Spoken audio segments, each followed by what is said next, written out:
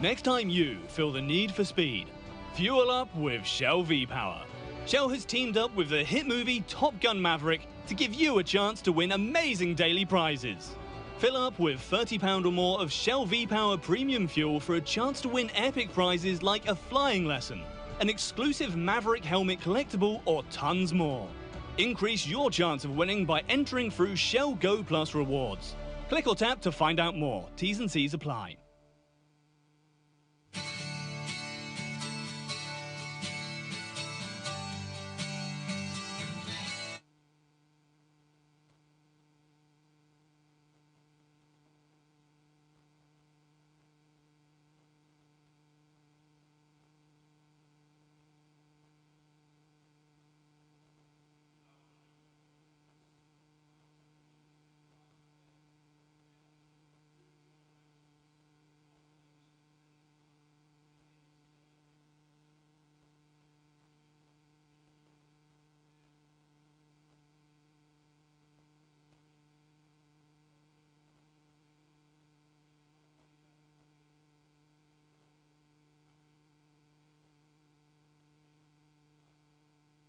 So that they can then pursue that. One other short announcement which will impact anyone that travelled today by train and is intending to travel home by train. There was an accident at Port Glasgow. A car crashed into the railway bridge. So at the moment the trains are stopped between Greenock and Port Glasgow. I've spoken to the chief executives of ScotRail and McGill's buses. There will be a replacement bus service in place, and if you don't get a replacement bus because of the timetable, you'll be able to get a McGill's bus from Greenock to Glasgow from the main road, so hopefully that shouldn't slow anyone up. But as far as I'm aware, there's a lot of people really putting a lot of money into the Inverclyde hotel industry this weekend, so thank you very much.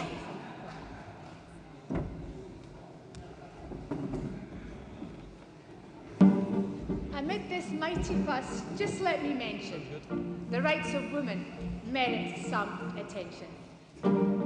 Women have come a long way since Robert Burns' poem of 1792. From Helen Crawford and the suffragette movement to Mary Barbara and the rent strikes, our Scottish sisters have been standing up for our rights and to protect the rights of others. Women are the heart of Scotland, and our contribution to Scottish society is immeasurable. We're the creators, the nurturers, the carers, the innovators, the fighters, the teachers, the inspirers, the pioneers. However, in 2021, women in Scotland still struggle for equality, for equal access to education, for equal employment opportunities, for equal support for our health needs. We suffer from sex-based violence and from sex-based inequality, and it's time to change once and for all, to shake things up for women. The Alba Party will protect and preserve women and girls' rights. We will speak up on all policies which affect us, and we shall not be abused or silenced. The Alba Party will maintain and preserve our sex-based protections as set out in the Equality Act of 2010. So the Alba Party will ensure our female-only spaces, such as changing rooms, hospital wards, our toilets, our showers, sleeping accommodation, refuges, hostels and prisons are protected and maintained as ours. The Alba Party will protect our right as women to refuse consent to males entering our single-sex spaces. The Alba Party will protect our right to refuse males delivering intimate services to us women, such as washing, dressing and counselling, and we will campaign to retain single-sex sports to ensure fairness and safety at all levels of competition. The really important point is this. We have a right to organise ourselves as women according to our sex, across a range of cultural, leisure, educational and political activities. We have a right to our single-sex spaces. Women matter. Women matter to Alba. And your sex-based rights will always be preserved and protected by us. And only by us.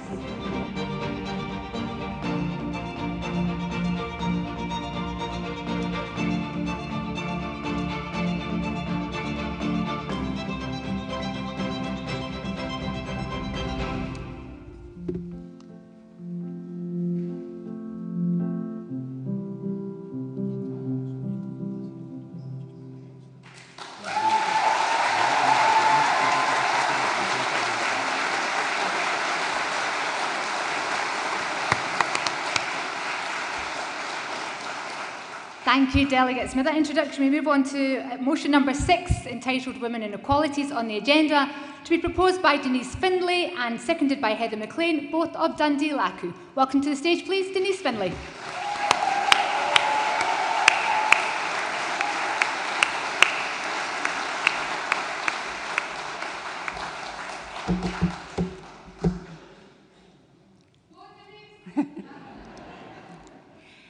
The words of this motion are not mine. They were written by the fabulous women candidates who stood for Alba in the May Holyrood election.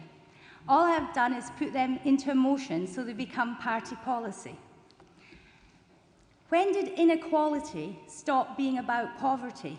When did it start being about pronouns? With 24% of Scotland's children living in poverty, 22% in absolute poverty, an 80% increase in food bank use, and the attainment gap widening, life expectancy shortening. We need independence to solve these problems, but rather than focusing on independence, the thing she has a mandate for, the thing that people in May voted for, Nicola Sturgeon, with her new best friend Patrick Harvie, has decided to destroy the hard-won rights of women. She has prioritised queer theory and harmful gender ideology over the people of Scotland and independence for Scotland. Her gender recognition reform is self-ID, which will remove the clinical aspect to transition. There will be no need for a clinical diagnosis. This is not only damaging for the trans person, as they will no longer enjoy clinical help, but will open up the trans umbrella to many, many more men, cross-dressers, men like Eddie Izzard, who claim to have a lady brain. Without clinical diagnosis, men with sexual fetishes will be able to exploit self-ID, and predators can use this absence of gatekeeping to gain access to vulnerable women and children. Over time, the presence of men in women's spaces and providing or receiving women's services will become normalised, and so the men need not even be trans. Women will be frightened to challenge them for fear of being called transphobic, or worse, being charged under the hate crime laws. Gender ideology tells homosexuals their homosexuality is a preference, and they are transphobic if they don't accept partners of the opposite sex. Transsexuals have their journey and their experiences invalidated, as now anyone can be trans. And young transgender people are being told that we women, we hate them. We do not hate transgender people. We want to protect them. We want them to have the clinical care they require, and this will result very, very rarely in a lifetime of medication and surgery. The motion recommends that we have a citizens' assembly where all voices will be heard in an atmosphere of respectful debate. Nicola Sturgeon does not want respectful debate. She wants women's voices silent. She wants women to wheesht. Just yesterday, she dismissed women's concerns as not valid.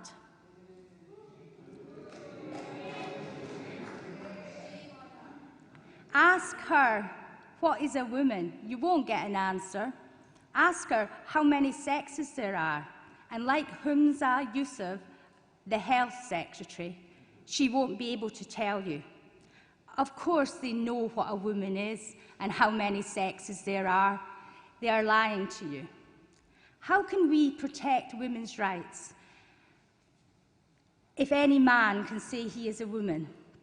How can we protect lesbian rights if any man can say he is a lesbian? How can the government know what the needs and experiences of women are if the data includes males? How can we even discuss this if the truth is hateful, compelling others to believe things they do not believe and say things they know are not true? punishing people for their beliefs, criminalising people for stating biological fact, basing laws and policies on feelings, not on reality. A woman is an adult human female.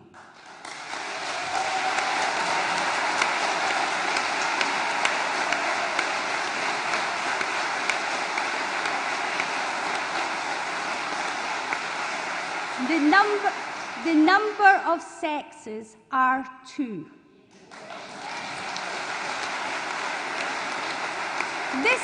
This shouldn't be controversial. This is biological fact.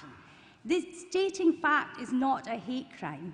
If we cannot base our reasoning on facts, we are in a very, very dark place. The queer theory gender ideology is so far from reality and common sense that the general public don't believe this could be happening in Scotland. We need to ensure that everyone in Scotland understands exactly what Nicola Sturgeon is proposing. She will not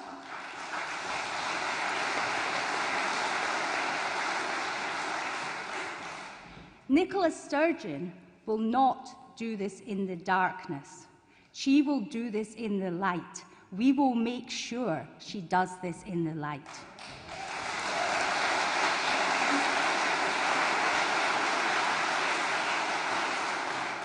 Our sex-based rights were won for us by our foremothers.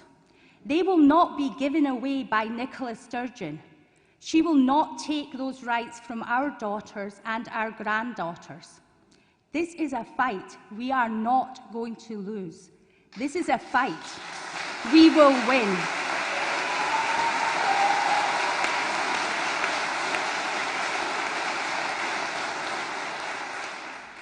Please support the motion, and Alba women won't wheesht.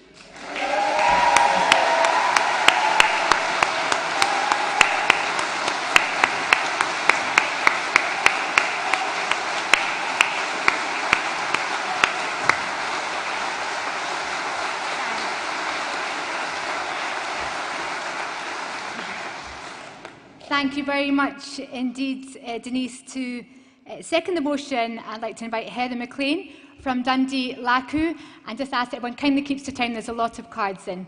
Thanks, Heather. While Heather's making her way to the stage, I have a card in from Andrew Imrie with the remit back. And the remit back of this motion, as any motion, requires a seconder.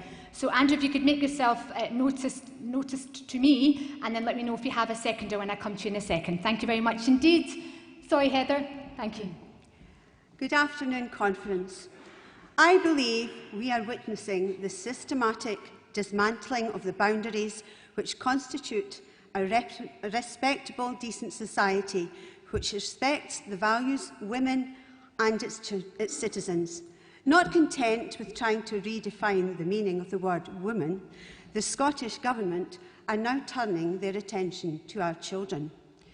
According to government guidelines, children as young as 4 will be allowed to change their name and gender at school without the parents' consent and knowledge.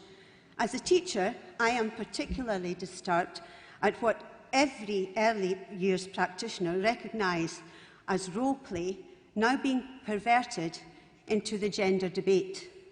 Young children explore and make sense of the world around them through play, using the power of their imagination, which all good educational practitioners seek to nurture. Children can be superheroes, robots, fairies, elves, witches, wizards, doctors, nurses, even unicorns or mutant hero turtles. But nobody seriously would expect anyone to affirm those identities and graft a horn on the forehead or a turtle shell or a set of wings on their backs.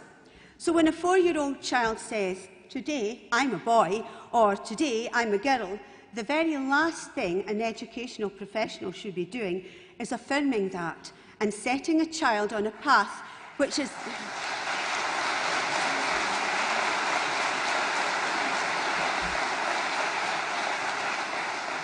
a path which is damaging psychologically and physically, with a future dependent on surgery and prescription medications and hormones, and worse still, keeping this information from the parents.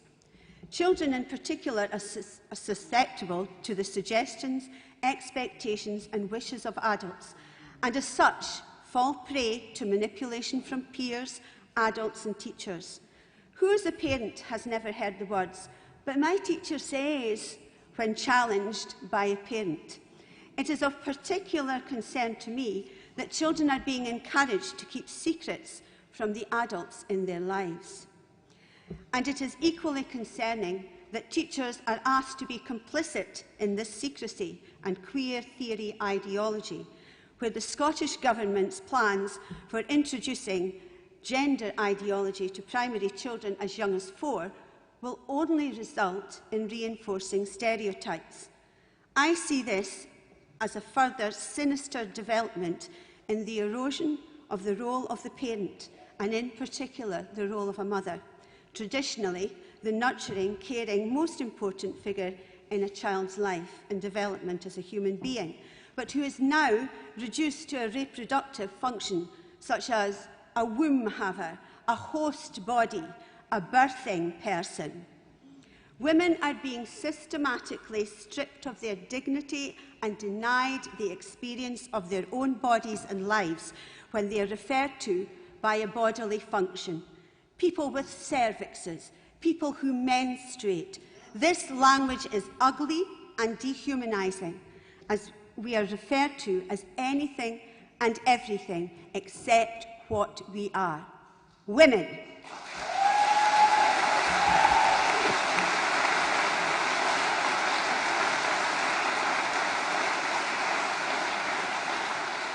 Women's legitimate concerns about their rights and the rights of their children are brushed aside by the Scottish Government, and this convoluted nonsense has to stop. We in the Alba Party know what a woman is, and we will stand up and defend the rights and dignity of our sex. Alba women won't wish. Please.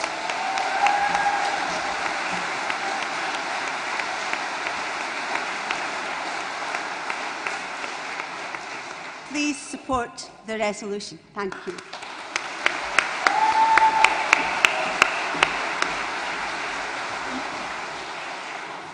I have Andrew Imrie with the remit back, which can be heard if there's a seconder. Can Andrew make himself known to me? Back there. Do you have a seconder?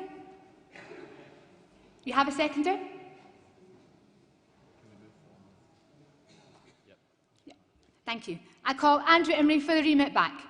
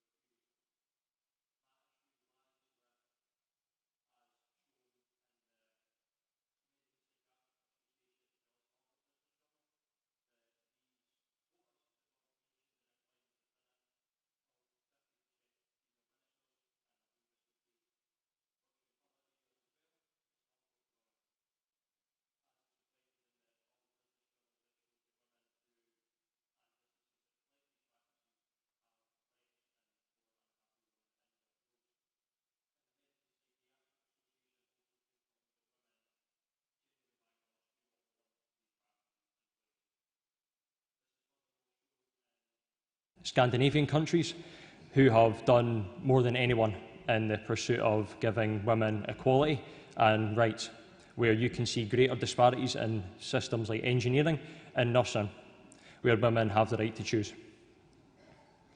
So I would like a remit to focus less on equality of outcome with these quotas, and a further and clear and direct system focusing on equality of opportunity to give everyone, including women, the rights they deserve. Thank you.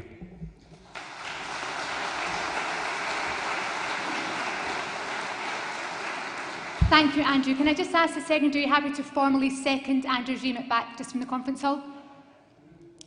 Thank you very much indeed.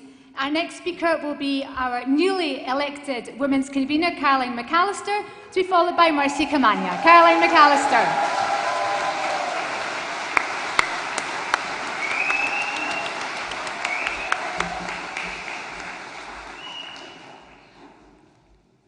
Put my glasses on, I might see. Good afternoon, Conference.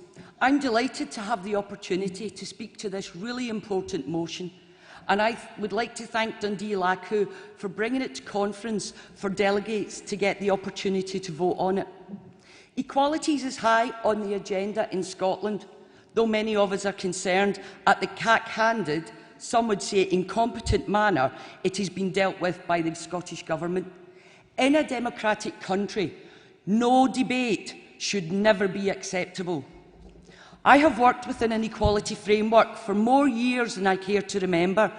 However, I have never come across any decisions or initiatives, let alone proposed legislation, where one marginalised group's rights are compromised or removed to accommodate another group. I know the First Minister has stated she will preserve women's rights. Yeah. This despite saying our concerns are not valid.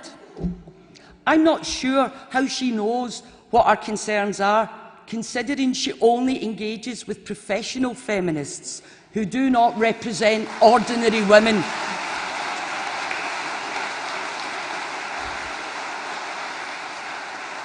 So my question to our First Minister is, how will she protect our rights enshrined in the Equality Act when the proposed changes to the Gender Recognition Act effectively creates a massive deficit in safeguarding?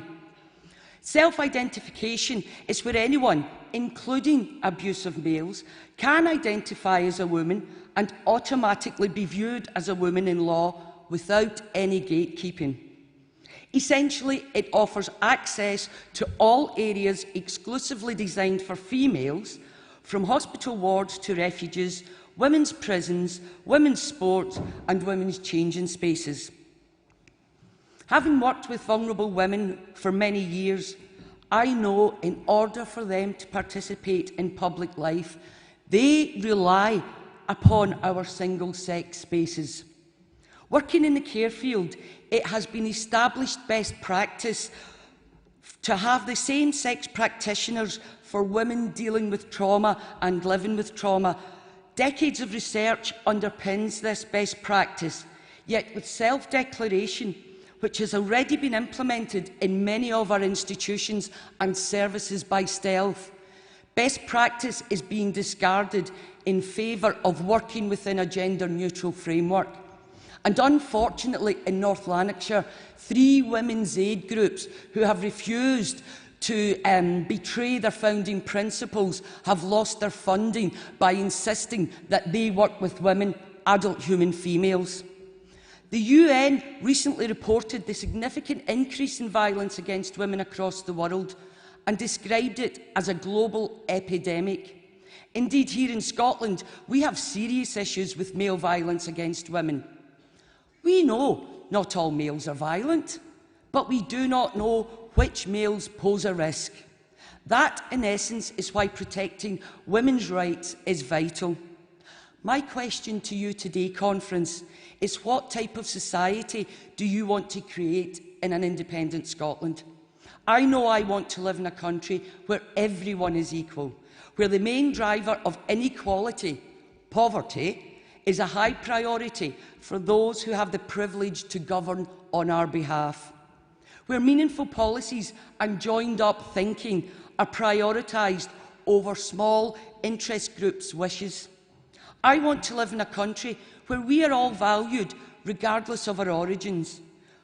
We all have access to opportunities, good healthcare, education, housing and decent employment, where we care for our disabled and our elderly, where our beliefs are respected but not imposed upon others.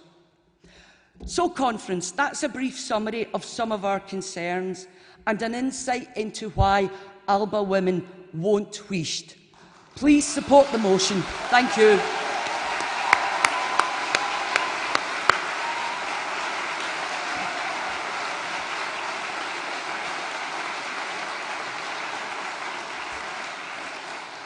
Thank you very much indeed, Caroline. I've got lots of cards in and I really want to call everybody, so I'm going to really ask everyone to please restrict yourselves to 3 minutes, and I'll give you a little heads up so you know when you're nearing that time.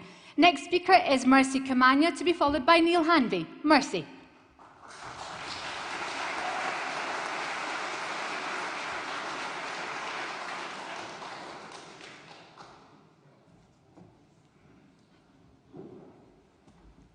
Hi, thank you. Good afternoon, conference. Thank you very much for giving me this opportunity to come and stand here and talk about women. As a woman who is born in a country that is developing, I have experienced inequality since I was a child because I was born a girl. And in this country, when I came here, I thought things were different. I did not know that there is another differentiating of women because of sex.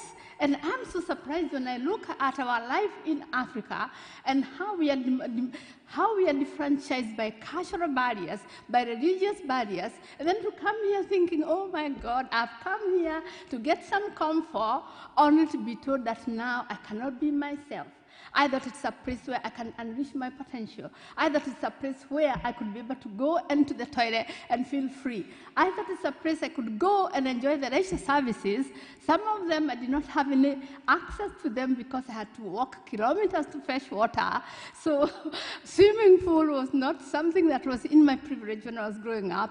And then I am told that now I cannot be able to go to such kind of a place because I cannot be free. And that in itself is diabolical.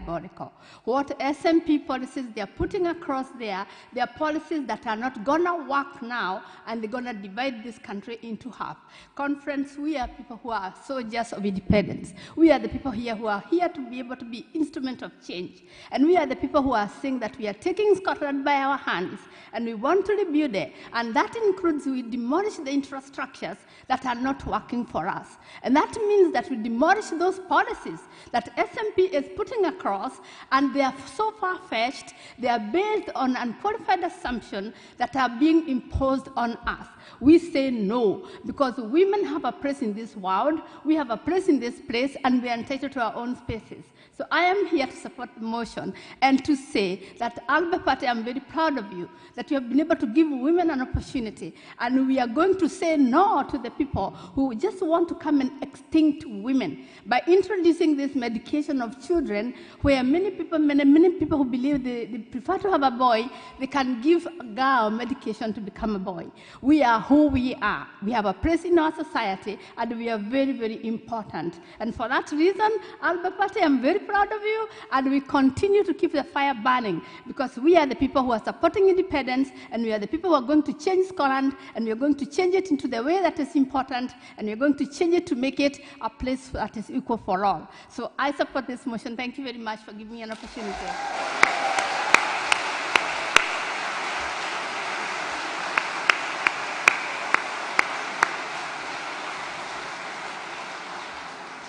Thank you very much, Mercy Kamanya. Now I'm delighted to welcome Neil Hanvey, MP, to be followed by Lorna McGowan. Welcome, Neil. Thanks very much, Tasmina. Thanks, conference, and thank you to the ALBA women who've made their case so powerfully today. I don't need to go over that ground, but I just want to reflect a wee story to everyone about my involvement in this particular policy. So 2 years ago, when we were going through the selection process for candidates in the 2019 election, so quite an innocent question was asked of the candidates in my hustings. Is there any party policy that you disagree with or you have concerns about? And I remember very clearly the moment when I thought, I'm going to have to say this. I'm going to have to talk about GRA, and I'm going to have to be honest with everybody in the room about my feelings around the risks that are involved that have been set out so powerfully already.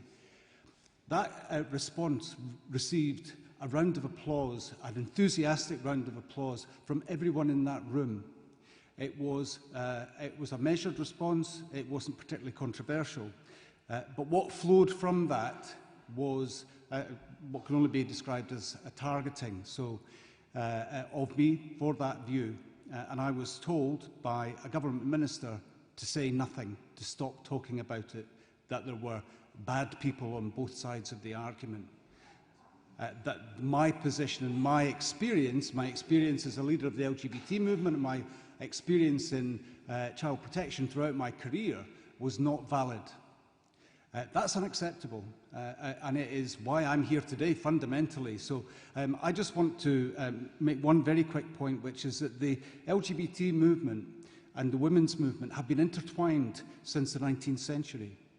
They have fought for each other, beside each other throughout that time, and it is absolutely heartbreaking that someone with so much power and authority would seek to drive a wedge between different parts of the community in such a vicious way, and we must resist it, because though that interconnection still exists, that support and solidarity still exists.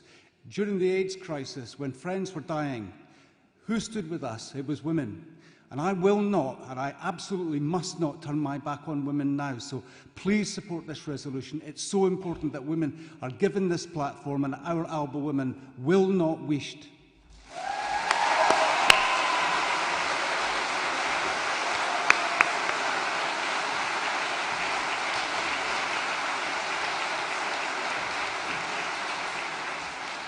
Thank you, Neil. I'd like to welcome Lorna McGowan to the stage, to be followed by Delia Henry to speak in support of the motion. Lorna. Hello there, one and all. I come from a rural area in Scotland, and it's Scotland. Remember the land. And while we vote for women's equality, think about the primogeniture, where the landed gentry will always give their land to their male heirs. Women are excluded. That's just as important as any other issue on women's equality. Thank you.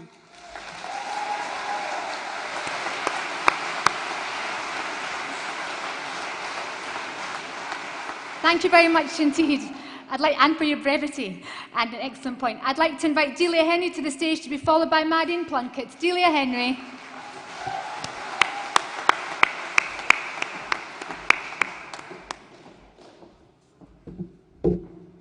Good afternoon, Conference. A pleasure to be here. I want to speak in support of the motion, because this is absolutely critical for Scotland, I believe. Now, you're not going to believe this, but I've been campaigning for women's rights since the 70s. You're all going to go, how could that happen? In Scotland in 2021, I can't believe I'm still having to make this argument. It's a shame in Scotland. My driver of being here is about independence, and my vision for an independent Scotland is around everyone being treated equally and with respect. I cannot believe that GRA legislation is potentially eroding the rights of 50% of the population. Who would have thought women? You're not surprised that I'll argue that women are the cornerstones of our society. We are here. This audience, we are well represented here. In my professional life, I've worked in health and social care for almost 30 years, and I know how critical safeguarding is to protect the most vulnerable people in our society. But we don't know when we would be there. We think of the most vulnerable people as people who have been in difficult situations, people who have disabilities, who I've worked with all those years. We have a right and a duty to protect them, and any legislation that will remove that right and responsibility has to stop, and we have to do everything in our power as a party to make that happen. ALBA says that they believe women have the right to discuss policies that affect them without being abused or silenced. Currently in Scotland, women are being abused. They're attempting to silence us. It's not going to happen.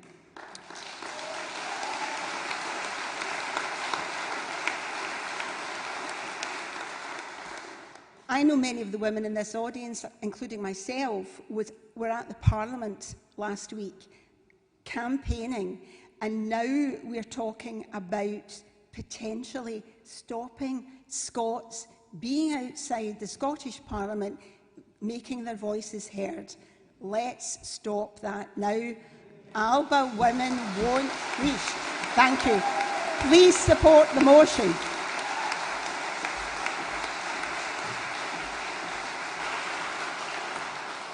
Thank you very much indeed, Delia. I'd like to call Marion Plunkett to be followed by our final speaker in favour of the motion, Jacqueline McDowell. Marion.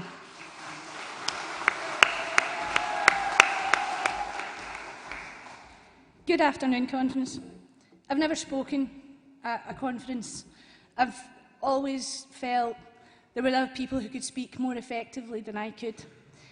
But this is far too important. You can see by my T-shirt, I stand before you today. I am a seditious woman.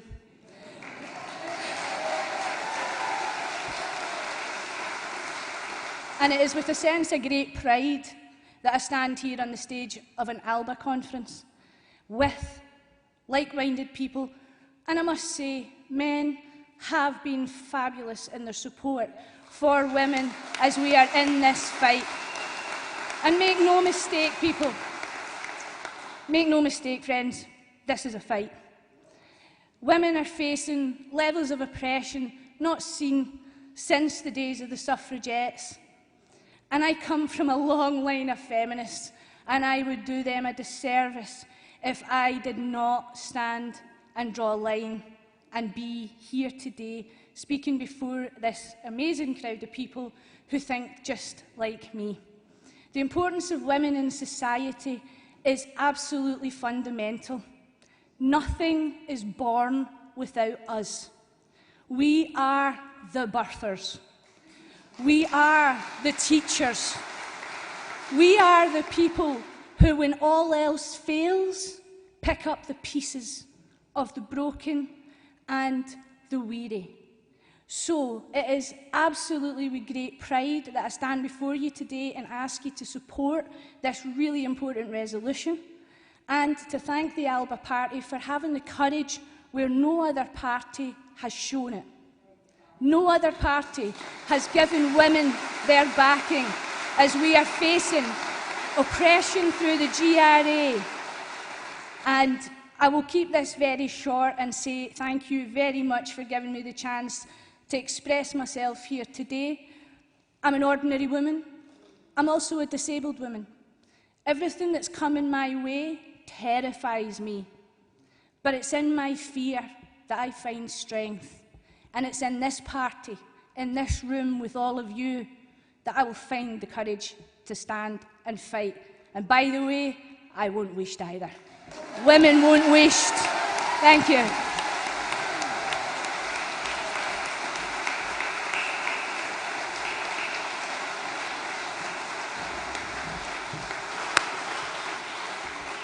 A well-deserved hug that I can spy on the left there. Well done, Marion. Now for our final speaker, delighted to welcome Jacqueline McDowell. Jacqueline.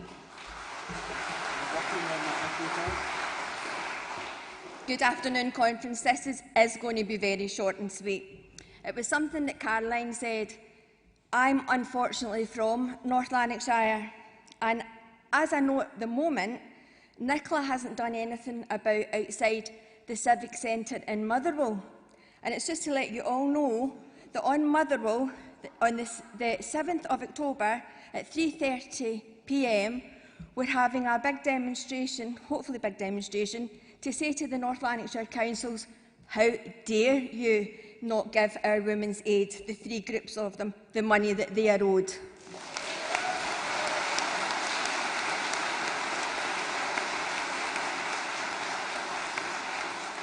So, I ask this conference, as many people that can possibly go to Motherwell Civic Centre at 3:30 on the 7th of October 2021 to say to the North Lanarkshire councils and Nicola Sturgeon, Alba won't wish and women won't wish.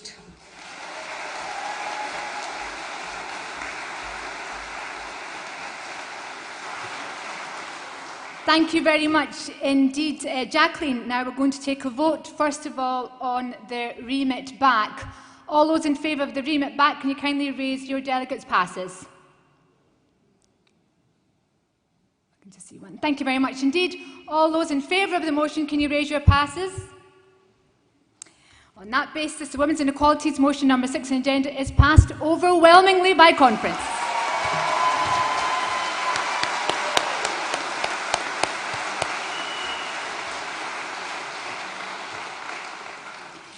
Thank you. Now we move on to motion number 7, Scotland's role in the climate emergency, to be proposed by Hamish Vernal and seconded by Joan Duncan. Thank you very much indeed. Hamish Vernal.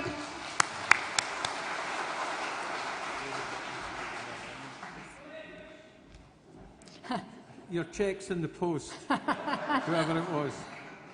Thank you, Tasmina. Fellow Alba delegates, I wondered how I would feel saying that, because I've been a member of another political party for 60 years, all of my adult life.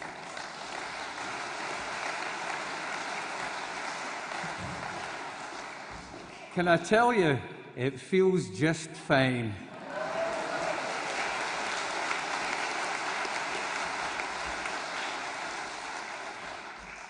The many challenges that face our nation have been demonstrated ably by the breadth, the depth and the relevance of the policy resolutions that we are discussing and debating this weekend. I would suggest to you that high on the relevance agenda is the response to climate issues and how we transition from fossil fuels to renewables. What price an independent Scotland if the Scotland that we live in is not habitable? And that's a future that is not scaremongering. That reality exists, and we have to deal with it, and deal with it now. The conference resolutions, and when they came out, showed that there was a passing slight reference to the Scottish Government and the progress that they have made in meeting their renewables targets. Let us never forget that any progress that has been made today is built on a platform that was established with vision and energy from the 2007 governments onwards and led by our man.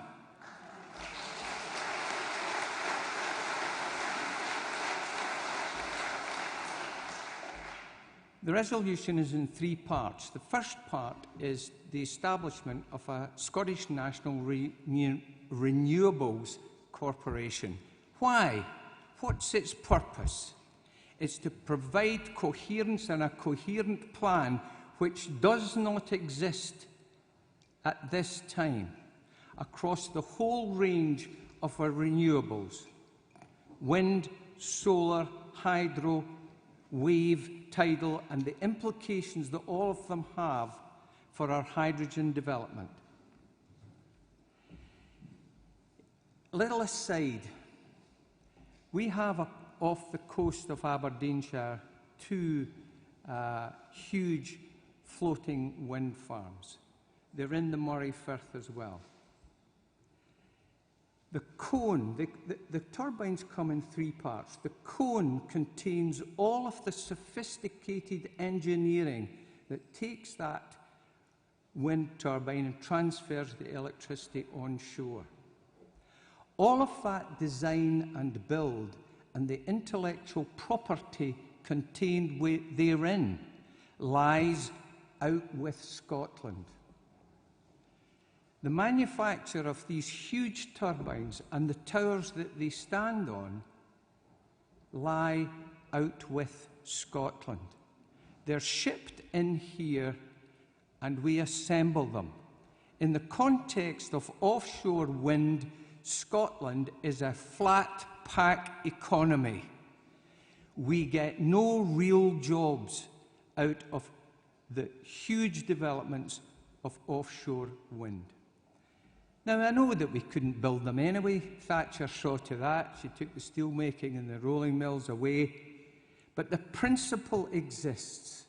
That principle is important for Scotland's future, because across all our renewable energy streams, we need to have research and development, the design, the build, the training and the fitting of all of the renewable energy infrastructure that goes with that.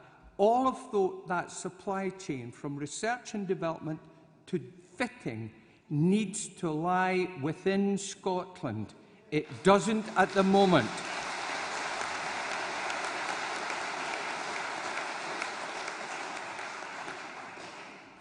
That neatly leads on to the second part of the resolution, which is the establishment of a Scottish house building company. We need that Scottish house building company to triple the number of houses in the public sector currently being done under the present government. I was going to say public house building, and then I thought that could be misconstrued. But the really important part of this company is that all new housing developments, whether they're the 1,000+ houses, or whether they're the 200 or 300 houses, or more importantly for our rural, our Highland and Island communities, the 5, 10, 20 houses that make such a difference to our rural communities, they must be fitted and powered by electricity from a renewable source. That will be huge for our economy and for our jobs. Even bigger will be the retrofitting into the current housing stock of those design and build here in Scotland of that equipment that will go into our houses currently built and make sure they are powered by renewable energy. Those two parts of the resolution, the corporation and the building company, are linked. One will feed into the other. The third part is that we need to urgently look and examine the recommendations of the Scottish Climate Assembly. Now, I happen to think that Climate Assembly, 100 people across the land, I think the recommendations are really good. I think they did a good job. There's about 30 of them. You'll be pleased to know that I'm not going to go through them all. But there are a number of really big-ticket issues in there. Sustainable manufacturing, broadband, brownfield and greenfield developments, ferry emissions. But there are also some smaller bits. And two of them are a particular resonance with me. And one is in community heating, district heating. I have a really good friend in Sweden whose Swedish company has been designing and building community heating for 30-odd years, for big housing developments to the small ones in the hinterland of Sweden. If Sweden can do that, Scotland can do that. And all of the manufacturing and jobs and employment and the effect on our economy that will bring. Second area is on land reform and community use. Having lived in the Highlands and Islands for 15 years, I know the dead hand of some of our estates across Scotland. We need to change that. And delegates, there's a rant coming, and I make no apology for it. See, once your rant's over, can you wind up? Yes. Never again must we kowtow to the vested interests of the landlord lobby in this country.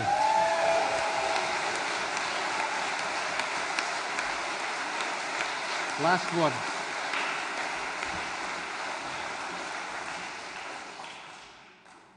I did the closing address to an education conference in Aberdeenshire when I was working back in the day And I finished with a few words. Can we do this? Yes, we can. Will we do this? Yes, we will. And the head teacher came up to me afterwards and she said, I didn't realise you were a fan of Bob the Builder. Well, I am a fan of Bob the Builder. Can we do this? Yes, we can. Will we, with independence, do this? Yes, we will. So please support this motion.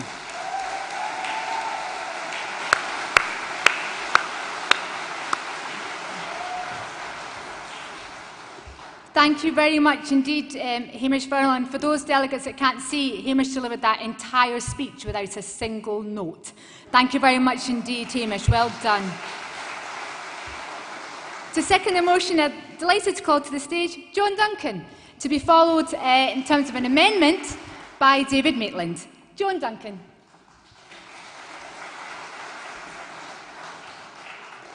Well, how do you follow that? Because I can't pretend to have the expertise and the knowledge that Hamish has, but I can just add my own little bit. I was asked to do this the other day. Would you second a motion? Oh, yes, I'll second a motion. Oh, but you've got to speak. That's the problem.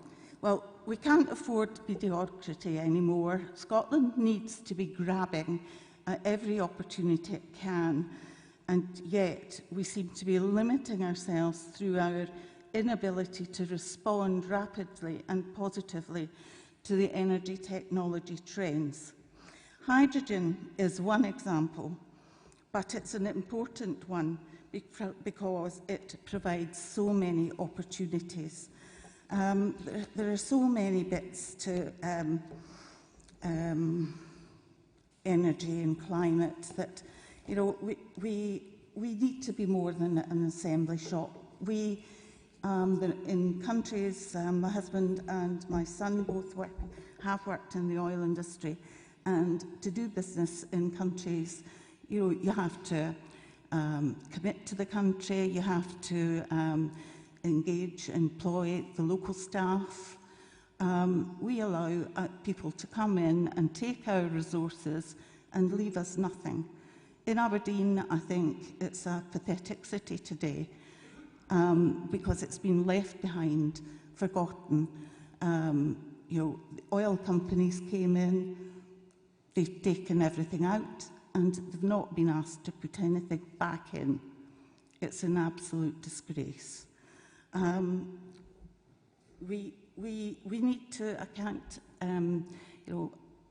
Hamish said quite rightly, we need to own this. It's ridiculous that we have windmills that are brought in from all corners of the world and we just assemble them. The Scottish Government, talks big, but what have they delivered? They've let us down. But Alba has to set out a new way of working so that if you come into this country to take the resources, you have a duty to leave here with providing the skills, using the universities that we have, and so that we can all prosper from if we've got a quarter of the wind power of the whole of Europe, we surely can harness that money to develop better futures for our children and leave more money here in Scotland. I urge you to support the motion.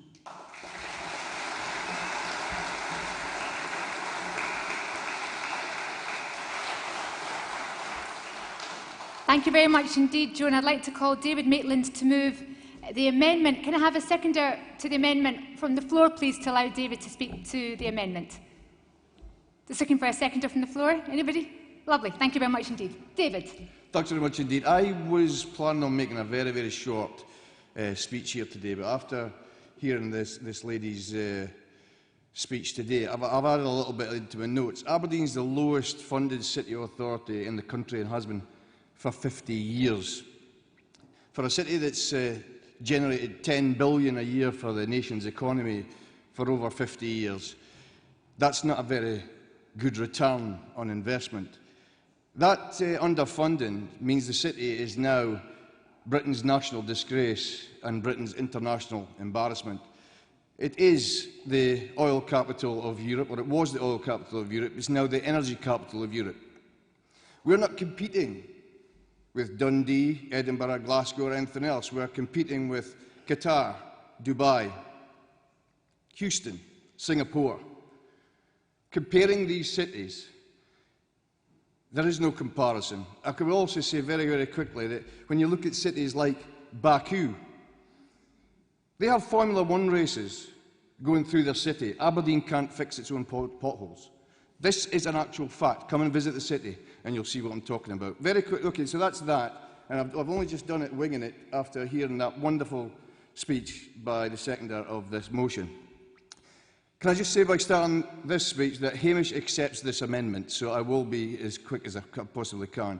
This amendment enhances his motion by further capitalising on Scotland's half a century of energy innovation and production that's globally recognised in the highest regard. Adopting this amendment means Scotland's energy capital of Europe is Scotland's energy capital of the world. It also has permanent core funding, government funding, to promote our nation's global energy flagship to every country in the world.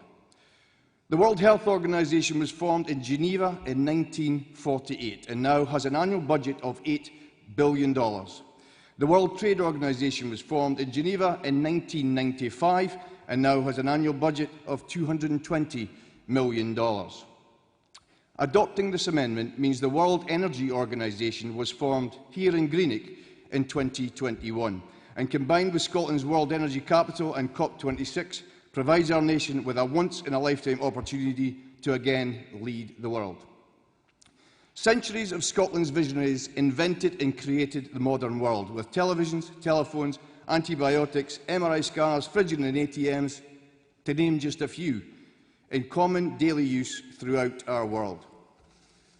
Adopting this amendment means Scotland's visionaries of today and tomorrow will again take the lead and maximise current technological innovations while innovating and inventing the as-yet undiscovered technological breakthroughs our world needs to overcome the biggest problem our planet must confront. That is the climate emergency. Thank you for listening, Conference. Please support this motion and amendment.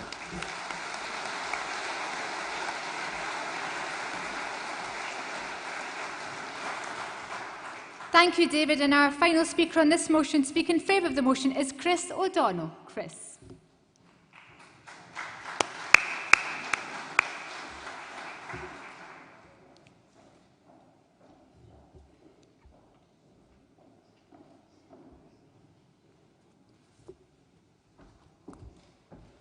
Welcome, Chris.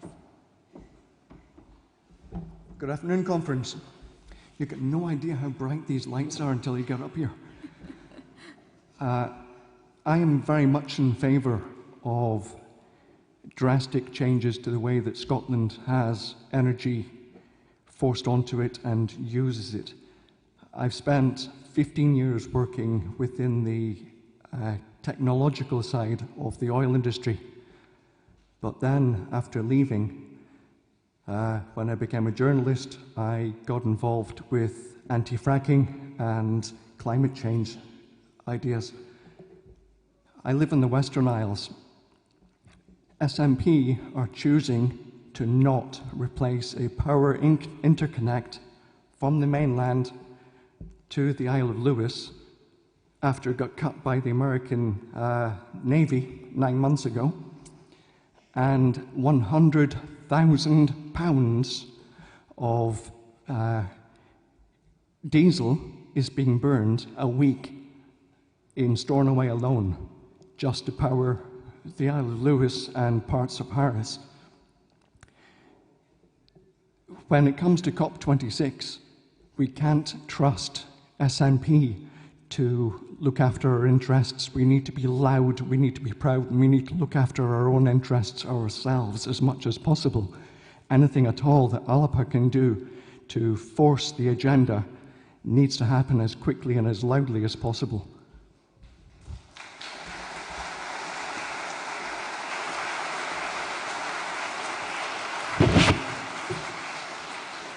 Thank you very much indeed, Chris. Chris is our final speaker, so we'll now move to the vote, first of all, on the amendment.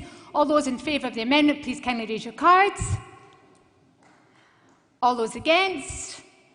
And all those in favour of the motion as amended, please raise your cards. The motion on Scotland's role in the climate emergency is passed unanimously. Thank you very much indeed.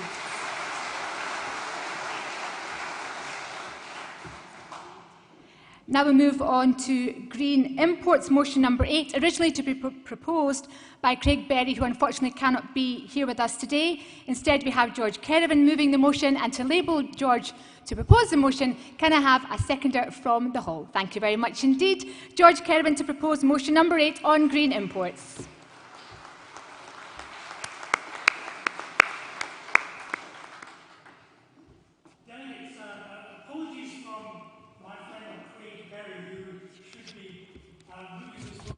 Unfortunately, he's self-isolating. We don't think he's got the dreaded bug, but he's just making sure because he didn't want to give anything to you. So greetings from Craig. I'll be very brief. This motion it actually forms a very neat addition to the previous motion, and essentially says that a future Scottish Government under independence should do more to promote local production, local goods for Scottish use. And we've had some of that discussion already. There are those who will cavil a bit at this notion and say that, well, that's, you can't cut yourself off from the rest of the world, you can't just make everything you need and not trade. Let me explain the economics very briefly. Scotland used to be one of the world's greatest exporters. And then we had deindustrialisation under Margaret Thatcher and Gordon Brown. Now, when you have deindustrialisation, you can't sell abroad. But equally, you have to import. So what has happened to Scotland and the Scottish economy in the last 20 years particularly is that we have imported more and more. So actually we're a very middling economy in terms of exports. And most of the imports are now coming from south of the border. Slowly but surely, Scottish manufacturing has been sucked into the supply chain to England. Now we, therefore, are now completely at odds. We have lost the capacity to actually make what we need. I'll give you one very simple example to take home. Perhaps the biggest manufacturing industry in Scotland at the moment is house building. But the majority of the physical bits and pieces that you use to build a house are imported from England. Now, that's sad. That's not to be anti-English, but if we can't manufacture our own houses, we can't put a roof over our head. And that's a telling indictment of a certain party in Scottish Government that's been there, for the last 14 years. We have to reverse this. I'm a professional economist. If you were to ask me what the current economic strategy of the Scottish Government was, I wouldn't know. It's to do all sorts of things, basically to have lots of headlines, but not physically do anything. So this motion is basically saying an incoming Scottish Government after independence, possibly an ALBA government, that should have a serious economic strategy which focuses on making what we need here at home, because that allows you also to make the things that you can trade with the rest of the world and afford your imports. This motion is not about cutting ourselves off from the world, it's about rebuilding a core bit of the Scottish economy as a priority. And it would be nice in 2021 to have economic priorities, but we don't have any. We try to do everything. The Scottish Government tries to do everything. It can't. So I commend this motion to you. Let's have, as part of our fundamental ALBA strategy, rebooting the Scottish economy, let's make what we need here in Scotland at home.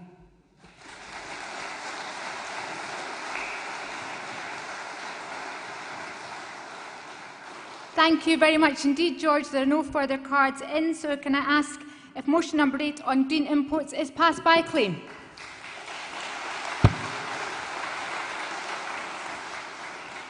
Thank you, Conference. We now move on to motion number 9, elected head of state and written constitution, to be proposed by Teresa Duffusey and seconded by Councillor Lee Wilson. Teresa.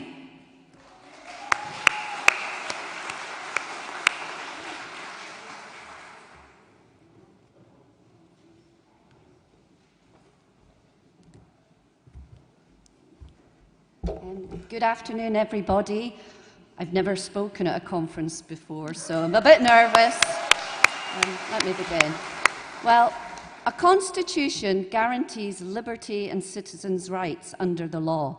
It is the foundation of civil liberties. It tells other nations of our values and standards. It sets out the principles by which we hope to live. It bedevils elected authority that dares to become a tyranny. Now, these fine words are from Gareth Wardell, also known as Grousebeater. He and others, such as the Constitution for Scotland, have already made great contributions towards drawing up such a constitution for our country. As such, ALPA recognises that much good work on this has already been done. Our constitution would include such matters as the voting franchise, the media, free speech, the judiciary, national holidays, and much more. We also now have the mechanism of citizens' assemblies operating in Scotland. Such assemblies have helped shape policies around the world, most notably in Ireland, on issues such as abortion and gay marriage. So it makes good sense that a series of citizens' assemblies, followed by a referendum on the proposed constitution, will be the appropriate mechanism to achieve our aim. Scotland's constitution starts from the principle that the people of Scotland are sovereign, and in keeping with that tradition, ALPA will propose that once the term of the much-respected present monarch is over, we will move to an elected head of state with similar powers to that of the Uachtar na Éireann, the President of Ireland, and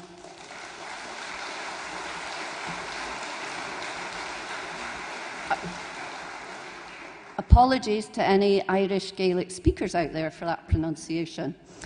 Now, some of you might say that the move to a republic might be seen as too radical. Well, a wise woman pointed out to me that the word radical comes from the Latin word for roots. So what are our roots? Are they not our families, our friends, and our communities? These exist on love, trust, support, and fairness. So if radical means nurturing these roots, I say let us be radical. Let us get behind a Scotland based on our communities and fairness, and not one based on inherited wealth and privilege. In addition, the monarchy is an institution that perpetuates and legitimises the whole of the class system, thus further penalising the working class and the dispossessed. And you have to query the legitimacy of an institution that interferes with public life. Recently, it was revealed that the monarch vetted 67 laws before our Scottish Parliament could pass them. The Queen was also given an exemption from a law that was designed to cut carbon emissions. There's a climate emergency, the most dangerous threat that faces the world just now, and yet the monarchy gets an exemption. And we all know about the spider letters from Prince Charles. Is this interference in our democratic processes fair or right? I think not.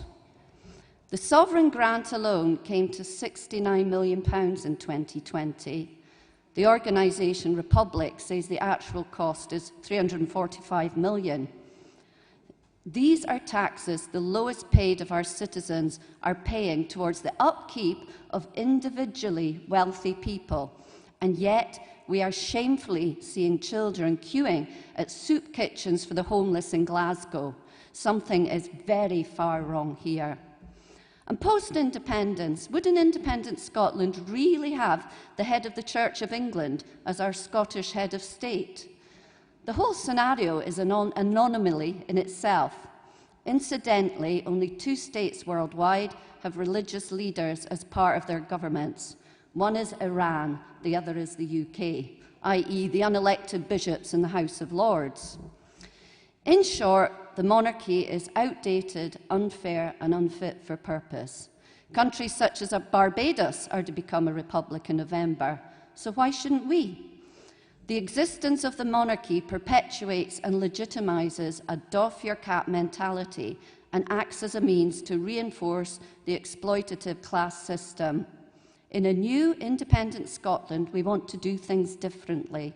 We don't want the scenario of meet the new boss, same as the old boss. We want a society based on the decent values of fairness and community, one where all citizens matter, and not one where your life chances are dictated by birth, inherited wealth and privilege. Let me ask you this. If, in an independent Scotland, there was no monarchy, would you strive to establish one? Would you vote to divest the common people of large tracts of land and pay millions of pounds of taxes to an independently wealthy family while turning your backs on the poor? I think not. So why then should we continue to perpetuate something that we would not wish to have in the first place? Conference, I commend this motion. Let us move towards a written constitution via the means of citizens' assemblies followed by a referendum. And let us include in that the establishment of an elected head of state. Let us be the Scotland we strive to be, because another Scotland is possible.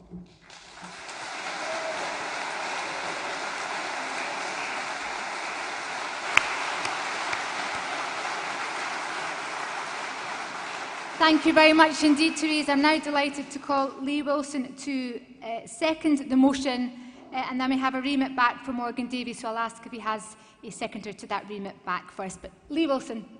Conference, we are not the Scottish National Party.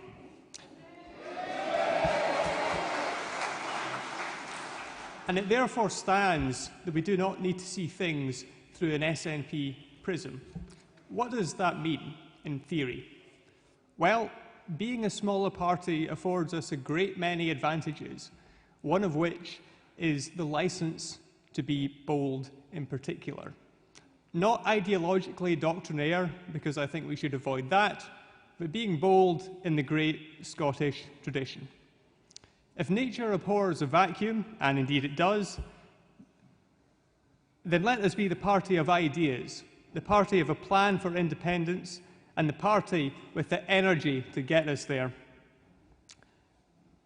Alba, certainly for me, feels like the first proper post-independence party. So let us put forward a prospectus which is inspiring and unwaveringly modern. Let's resolve to have a written constitution. Let's resolve to empower our people.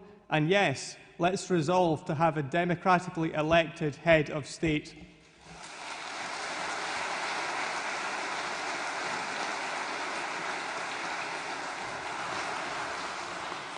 Thank you very much indeed, Lee. Morgan Davies has a card in for remit back. Morgan, do you have a seconder?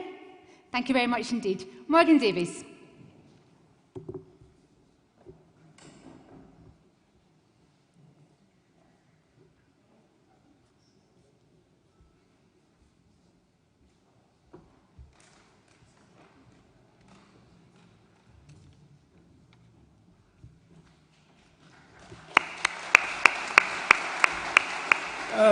Morgan Davies, an ordinary member of Alba, standing for the NEC, even though my name was missed off the ballot. I'm not going to speak against the Constitution for Scotland because we need one. I'm not going to speak against an elected head of state because we need one.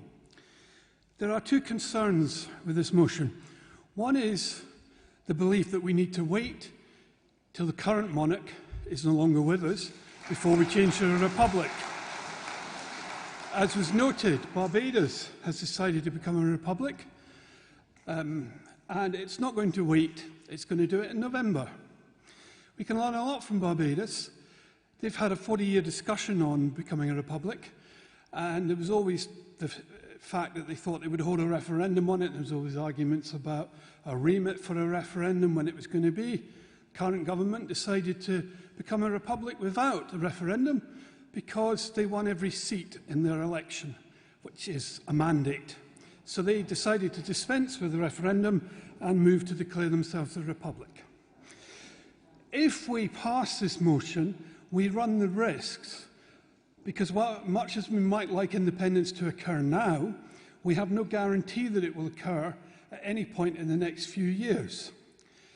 We do not know what will happen in those few years, but it is entirely possible that the current monarch will, being delicate here, will no longer be with us before we are independent, and we may have a new monarch. If we pass a resolution that says that we believe the correct time to remove to an elected head of state, there will be those that will argue that we should wait until that monarch deceases before we become a republic. The other issue is we say that we will set up groups to write the constitution, and then we limit them. We tie their hands behind the back. We tell them that they should adopt an Irish model of a figurehead president. And there's a lot to be said for that, but there's also concerns. Figurehead presidents don't have any power. We will end up almost certainly with some form of hybrid Westminster system where the power will lie with the person who's First Minister, who will have no counters or checks to them. We see that in countries that have figureheads. I mean, if I said to you, who's the President of Germany, who's their head of state, how many of you would know? But most of you, if not all of you, will have heard of Angela Merkel. You know who she is. There are other presidential models and other elected heads of state, like the French, where the president has power, like the US, which I like, lots of people don't. But the president's power is checked by the legislative, by the judiciary, by the separation of power.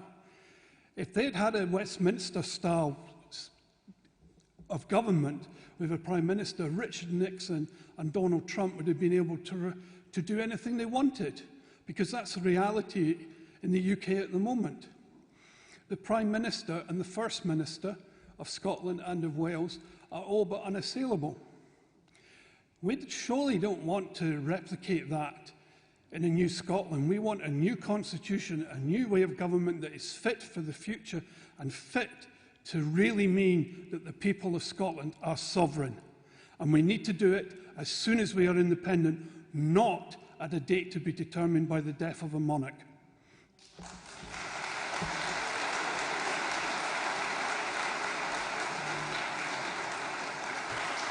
Thank you very much indeed, Morgan. And the issue has been addressed in relation to the ballot, and apologies from the Chair. Next speaker is Conrad Rekas from Aberdeen Lacu, who will speak in favour of the motion. Conrad, welcome.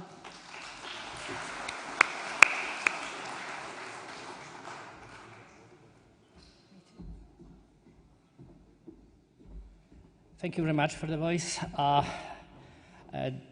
Dear friends, dear comrades, as you can hear, I'm one of the New Scots.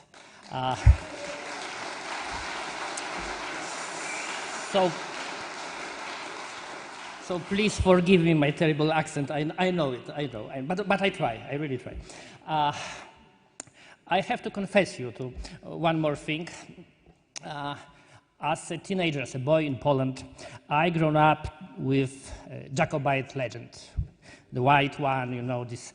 We Poles, we love romanticism. We love these romantic stories about the Bonnie Prince, great-grandson of the Polish king, John Sobieski. We learned about it in our schools. Poland and Scotland are very close to each other. And everyone who followed the history of Scotland was hit by similarities between history of Poland and Scotland. Even today, we spoke about tradition of the Celtic Circle. Yeah? In Slavic tradition, in every Slavic country, there is the tradition of wiec. This is the meeting of free people, free farmers, warriors, men and women equal, who delegate their power to the leader, to the elected leader. I have to say that today I feel like amongst such a circle with our leader Alex Salmond and with all the equal people here on this room.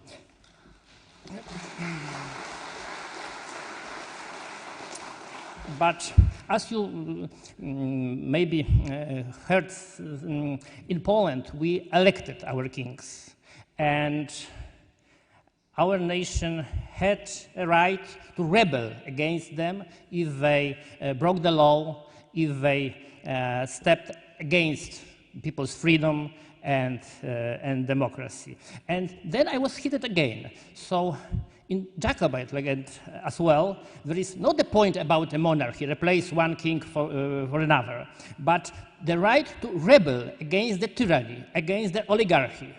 And then I came to this country, to the country of free people, as I recognize it, and I know from my Polish experience that freedom without responsibility leads to fail of the country. But when freedom is replaced by superpower of executive, of bureaucracy, of apparatus, then give the power to the tyranny and oligarchy, like we can see in Poland now, in Hungary now, in Trump, USA, and you can see in Britain. And even if my darkest nightmares, I've never expected, I never be so suspicious to think that this threat, the threat of tyranny, can appear here, in the land of free people, in Scotland. And we all know from what side this threat can come from what person, what apparatus, what mechanisms inside the country. So I strongly support the motion proposed by Theresa and Lee, my Aberdonian friends, and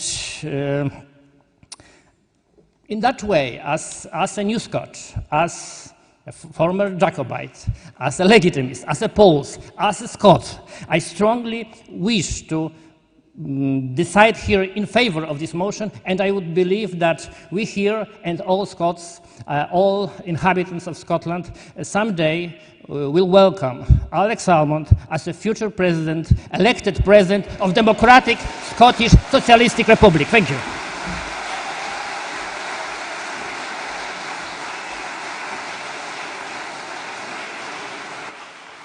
Thank you very much indeed, Conrad. I'd like now to invite our final speaker to speak in favour of the motion, Chris McElhenny. Thank you, Chris.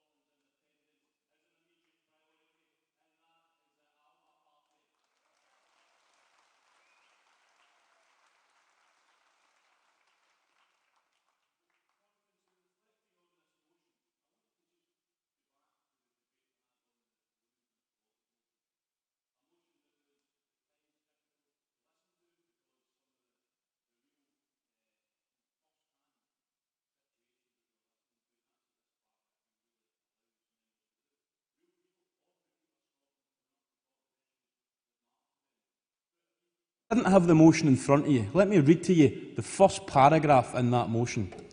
Conference recognises that by dint of birth and happenstance, we are not all created, nor do we live our lives as equals. Scotland's history involves multiple injustices, where chance or privilege have dictated outcomes, and today poverty continues to be the biggest driver of inequality and a blight in our society. Conference, I represent a community that 1 in 4 children live in poverty. You explain to me how I can go and win the argument that we should all live as equals, when through the sheer chance of the bed that someone was born in, they have a silver spoon in their life and they get to live their life rich, they get to live their life governing the very laws that we send people to Parliament to pass. Conference, that is not a country of equals. Only by living in the early days and creating an independent Scottish Republic will we create the country we seek.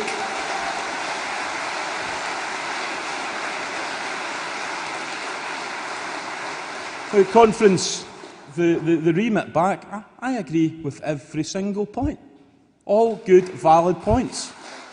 But the sort of points that I would have asked to be added to the motion is valid amendments, so that we could all, most likely overwhelmingly, approve a motion that takes on board those points and, importantly, makes it clear that this conference does support an equal Scotland, this conference does support an independent Scottish Republic.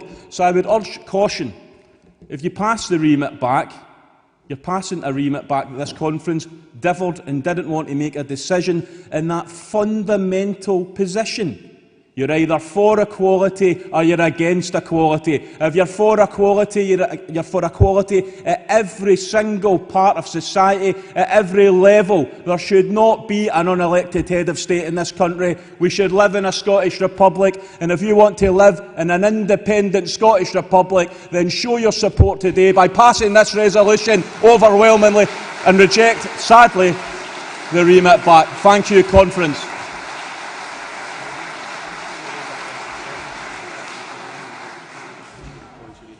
Thank you very much, Chris. I've been handed one more.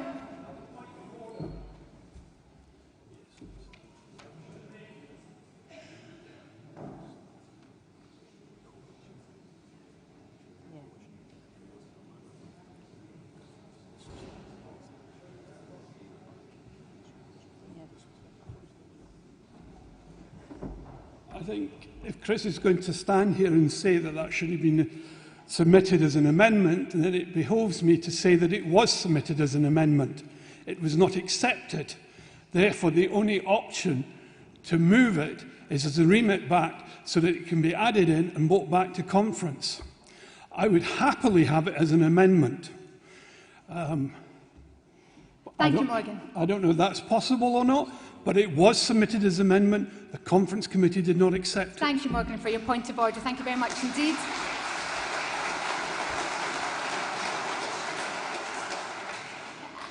Thank you, Morgan. As convener of the Conference Committee who saw all of the suggested amendments to all of the motions that you see before you today, the motion to which the delegate refers substantively changed the resolution and the substance of it, and therefore couldn't be included as an amendment to that resolution. With that, I was passed a final card. I know it said that Chris would be the final speaker. If Conference would allow me, given that we're having a good debate here, I'd like to call one final speaker if Conference would agree. Thank you very much indeed. And the card that was passed to me was for Vinky Littler. I hope I pronounced it correctly. Thank you. Please correct me if I've incorrectly pronounced it. Who'll speak in favour of the motion? Thank you. Yeah, good afternoon, Conference. It's almost sort of too late in the sense that I knew what I wanted to say, and I would say that Chris has actually spoken for me in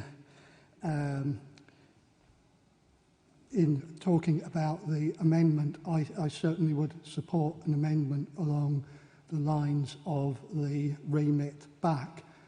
I think the situation all my life, my expertise is written down on the card, is living all my life in a country without a written constitution. And the effect is corrosive. It's corroding into the current Scottish Government. And the two parts of the motion, the position of a monarch replaced with an elected head of state, and the written constitution go very much hand in hand. And I think because it's corrosive, it's that much more important for Scotland.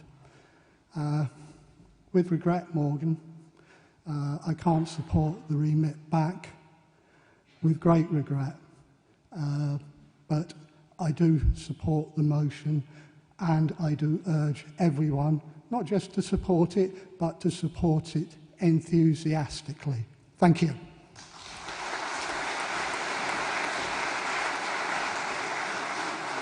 Thank you very much indeed. You were kind enough not to correct me that your name is Vince, and apologies for my misreading of your name. Thank you very much. Now I'd like to move to a vote. First of all, we'll vote on the remit back. All those in favour of the remit back, please raise your cards. All those against?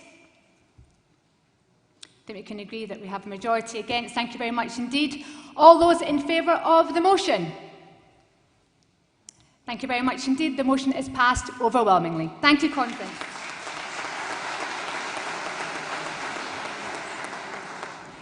Now we move on to motion number 10, a Scottish model of legislation for prostitution.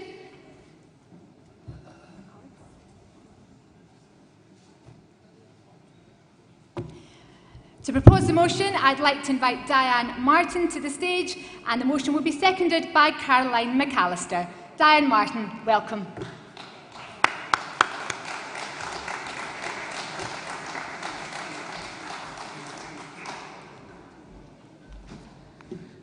Thank you, Conference, for this opportunity to speak and propose at this first Alba conference that the party agree that prostitution is violence against women. Sorry, I'm a bit nervous. Oh. Thank you. Thank you. In my late teens, I left Dundee. Thank you. I left Dundee and I was exploited through prostitution in London and later trafficked to a prostitution ring abroad. Ridiculously described as high class, I was sent out by what was then described as the safest agency in London.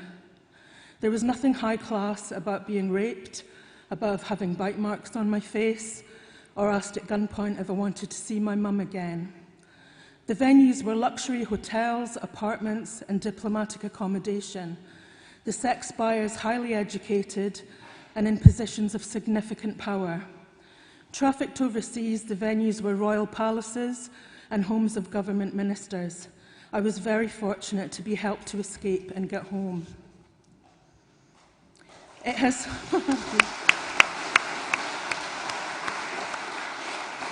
been the privilege of my life to have spent the past 25 years supporting other women to get out too. I founded a support service for women in street-based prostitution and brothels, and I never met one woman who didn't want to leave. What my own experience and listening to the experiences of hundreds of other women has taught me is that it is all the same thing. A bruise or a threat feels the same whether you're in a five-star hotel or leant against a car park wall. The fear and the violence and the hopelessness feels the same, as does the desire for safety and a life free of violence. Recognising prostitution in different locations as expressions of the same form of abuse is key to dismantling these oppressive and harmful systems.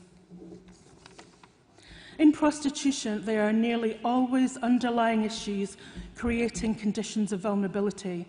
Most women and girls' routes in are paved with these issues: poverty, childhood sexual abuse, neglect, homelessness, addiction, or coercive and controlling relationships.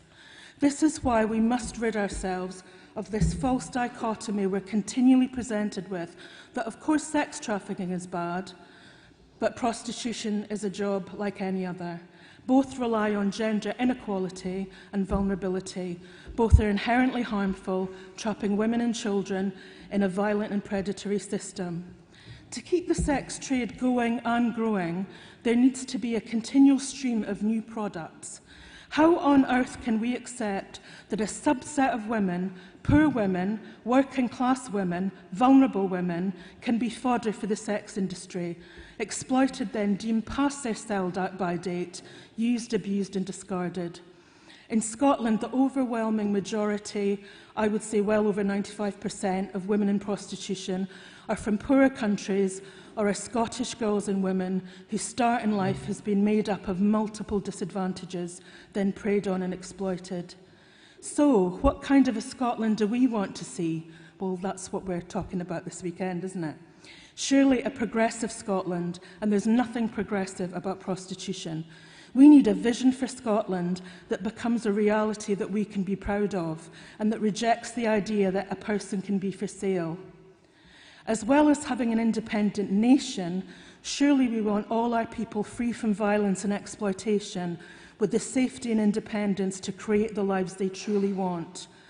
And girls in Southeast Asia, Eastern Europe and Africa deserve their dreams for their futures, which I know don't include being trafficked here to be raped and exploited. Alba is committed to a constitution that enshrines equal rights for all. Prostitution is a system of gender inequality where women exist as objects, are treated like commodities to be consumed and discarded. We'll never have genuine equality between women and men while men are able to pay for the use of women's bodies. Stating the truth that prostitution is violence against women recognises the inherent violence and the highly gendered system of prostitution, and that demands a duty of care. It is from that policy position that we can begin to build a response to address that demand, address that inequality, and give support to help the victims of it. Of this conference, Alex Salmond has said, "We'll go into this first conference with high hopes and with brave hearts. As a survivor and as a witness to the inherent harms and violence prostitution inflicts on so many, I have come here with high hopes, and I am putting hope in your brave hearts and in your sound minds to recognise and agree that prostitution is violence against women, with no place in a progressive Scotland that demands equality and safety for all. Is Alba a party that will stand up for some of the most vulnerable people in our society? I hope so. Together, let's take down the for sale sign in Scotland. Thank you.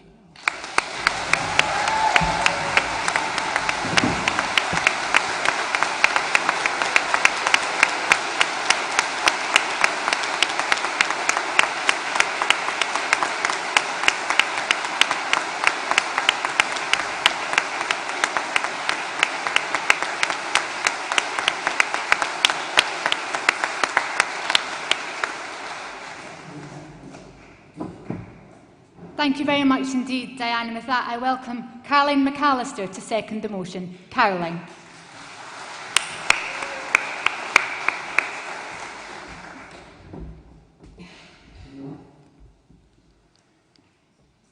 Conference, in preparing to speak to this motion, I came across the following quote on a Model for Scotland's website. Under existing legislation, online pimping is legal. Men who exploit women by paying for sex enjoy impunity, while women abused through prostitution can face criminal sanctions for soliciting. Though aware of this position in law, it was a stark reminder to me that many of our laws are made by men for men.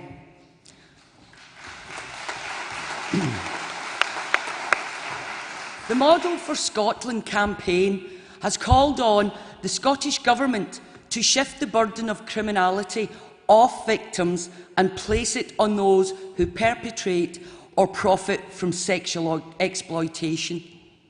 And I want to take a moment to pay tribute to Diane and her colleagues in their pursuit to decriminalise the victims of prostitution.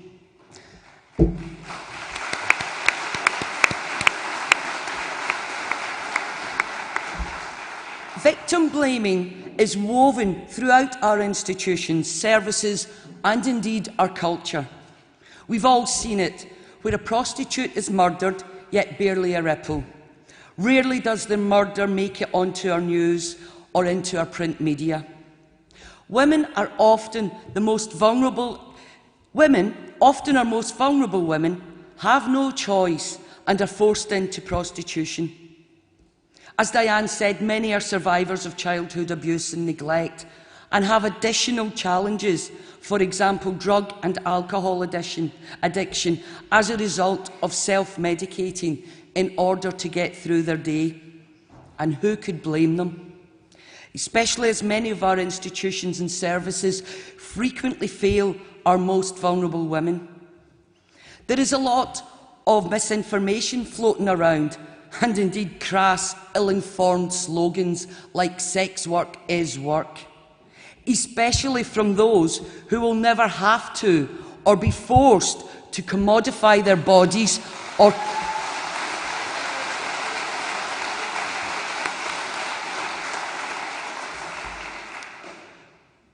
especially from those who will never be forced or commodify their bodies or compromise their dignity in order to survive. Talk of unionising prostitution from the chattering classes as a means of protecting women is disingenuous. Research tells us that it is the pimps who benefit most from being in a union as a result of the additional protections that brings. Conference, I believe the vast majority here today yearn for an independent Scotland, where genuine equality is our goal, and not where people by dint of birth are denied the opportunities many of us have benefited from and thrived as a result. That's why it's vital the necessary supports are in place for women who wish to exit prostitution. Meaningful support that ensures they are financially secure, that quality and non-judgmental healthcare and psychological support is accessible in order to help women recover from the traumas inflicted upon them, and that they are not denied education or employment opportunities. In an independent, socially just and equal Scotland, we all merit the opportunity to thrive. Conference, I urge you to support the motion. Thank you.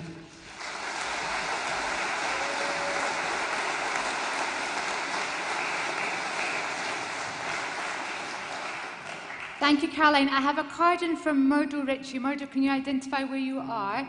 You've ticked 2 boxes, both against and remit back. Can I ask which one you would like to speak to first?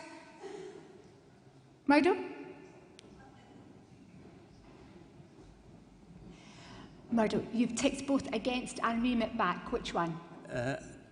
I will speak against the motion, Do you though have I want to make clear that I would be willing to accept a remit if that was the wish of the conference. It's up to you to choose. Are you choosing I will to speak against it. Before you proceed, can I ask if you have a seconder to support speaking against the motion? You require a seconder. I need a seconder. Delegates looking for a seconder?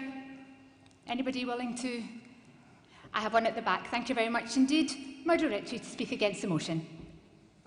We've just heard some moving speeches there, and it is very difficult for anyone to speak against that from that point of view, and it would also be very difficult for a man to do this. But I believe this motion is highly mistaken. It is unbalanced, and it does not address the real issues. We have to recognise that all attempts at criminalising prostitution have always failed. All that has ever happened when prostitution is criminalised in any shape or form is that it gets driven underground, probably out of sight to the middle classes and all sorts of things. It is in that context, in the criminal underworld, the criminal netherworld, that drug abuse, trafficking, all sorts of things can occur. We are only going to drive it underground doing that. If we look at the question of prostitution and link it to trafficking, and we ban prostitution because it leads to trafficking, would we do the same for food production, where most illegal migrants and traffickers end up? Of course not. We have to recognise that prostitution is going to have to be legalised in one shape or form or another, because the alternative is always going to be worse. That means that we are going to have to build a parallel track whereby it becomes possible for an alternative structure of legal sex, consensual sex, to take place. Prostitution is still consensual sex, even if it is paid for. Now, it is not true to say that all prostitutes are living in a world of dire poverty or whatever. Quite a number do lead to a point where they will get some substantial incomes. This will have to come. Now, it's said that women won't Murdo, that's time. Right, thank you. I'm sorry, but this is a substantial debate that will have to come on because the issue will continue. The Chair's thank decision. you. That's time. Thank you.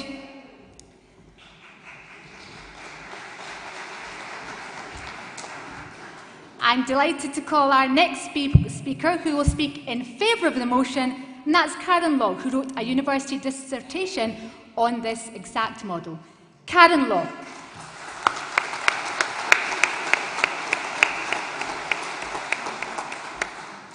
Good afternoon, conference. Thank you, Taz. My name is Karen Law, and this is actually my first time speaking at a conference.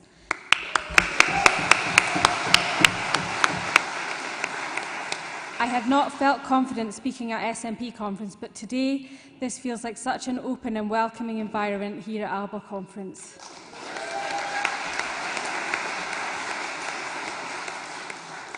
I was looking forward to speaking on this motion because this is a subject I wrote my undergraduate law dissertation on. What I don't understand is why prostitution remains in a modern Scotland.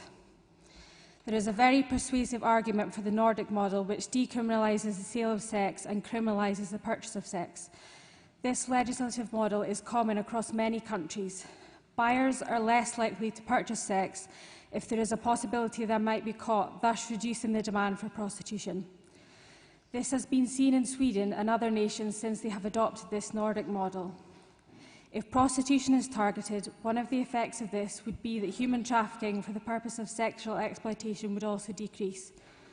Understanding the vital factors of this crime is important to legislate against it.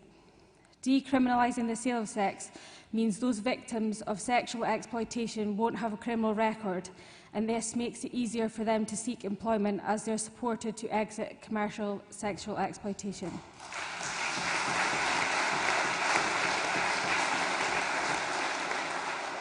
This also has profound benefits in reducing the negative impact on the mental health of these women. In 2013, there was a proposed criminalisation of the purchase of sex bill brought to the Scottish Parliament. However, this didn't go forward as it did not gather sufficient support in Parliament. Vulnerability to sexual exploitation is based on sex. Therefore, we must create awareness on this issue among society and legislators as a form of violence against women. I support this motion. Thank you.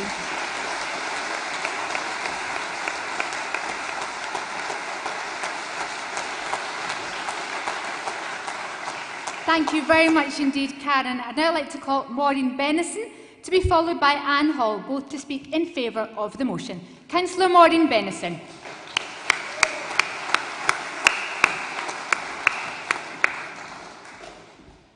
Hi, conference. This is also my first time at speaking at conference, so I'll try and not make a hash of it. Every single one of us in this room supports Scottish independence, and we all have our views on what that free nation should look like. For me, part of our independence would be a female-centred approach to issues which are predominantly about the safety of women and girls. And there is a disproportionate number of women and girls who are prostitutes compared to men. There is currently a debate on reducing the demand for the sale of sex. One side of the debate say that prostitution should be decriminalised, that prostitution is a career choice. Sorry, I've lost where I was. That prostitution is a career choice, that to criminalise the man buying sex would put women and girls at further risk of sexual violence and harm.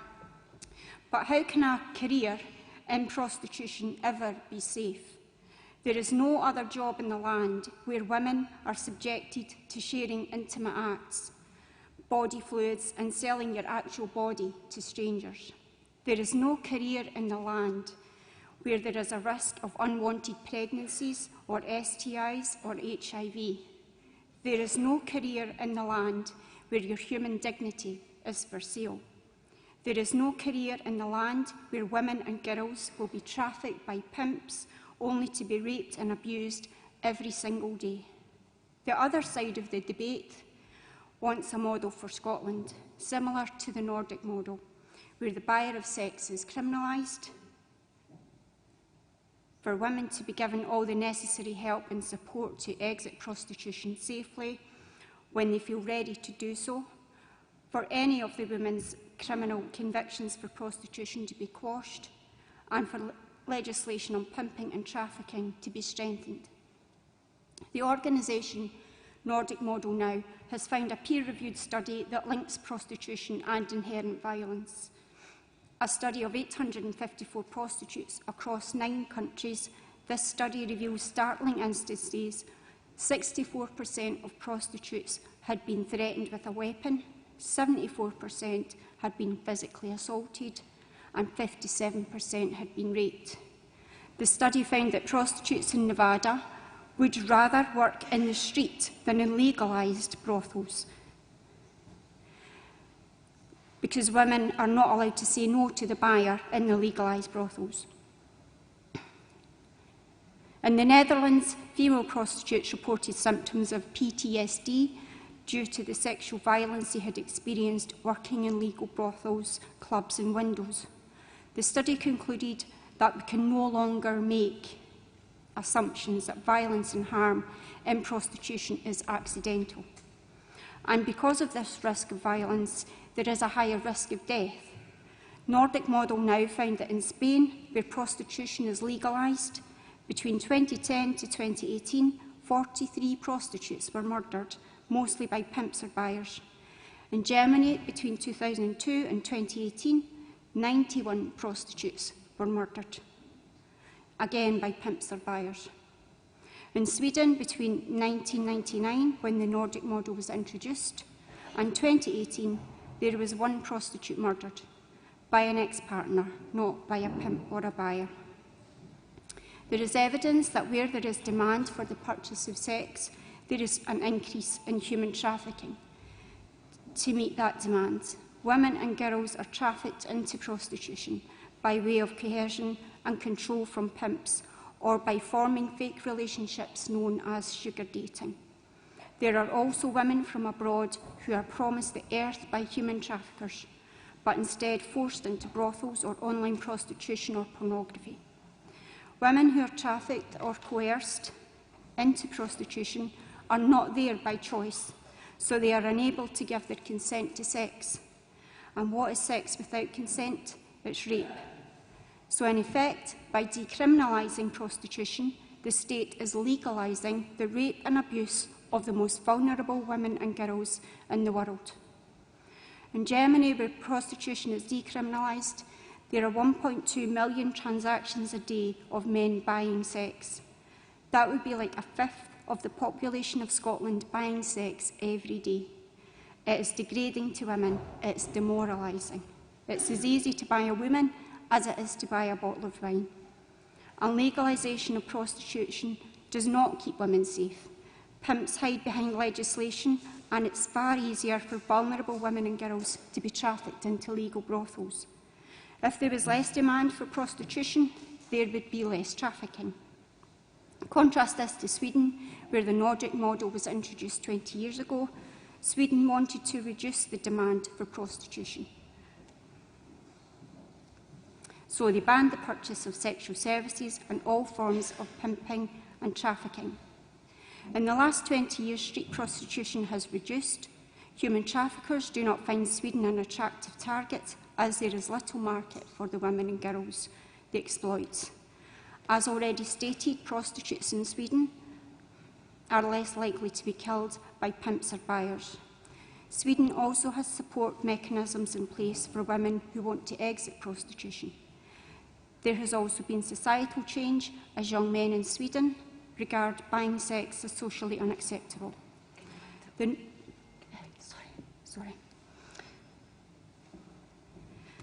I'll try and wind up. The Scottish Government acknowledge and accept in their Equally Safe strategy, which aims to tackle gender-based violence and domestic abuse, that prostitution and pornography are abuses of male power and privilege. As both prostitution and pornography are forms of gender-based violence, should the Scottish Government decide to legislate anything other than a model for Scotland, they would be advocating double standards. They can't declare in one strategy that prostitution and pornography is a form of gender-based violence, yet in another legalise the very same sexual violence and harm against women. I hope today you'll be able to support this resolution, and I really hope that the Alba Party can send a strong message to the Scottish Government that the Alba Party wants Scotland to be an independent nation where the human body is not for sale.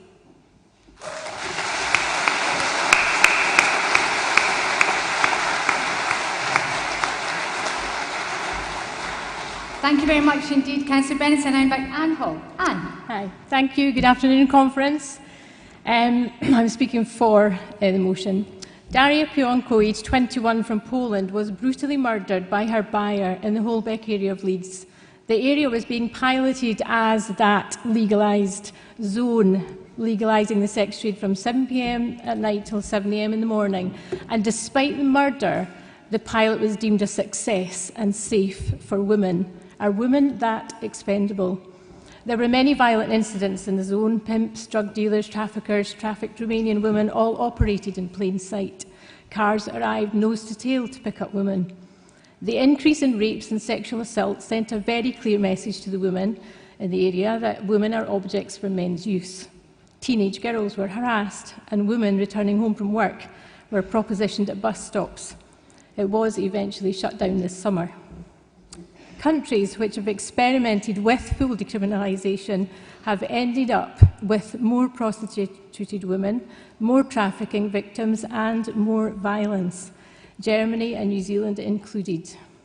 Women are not empowered.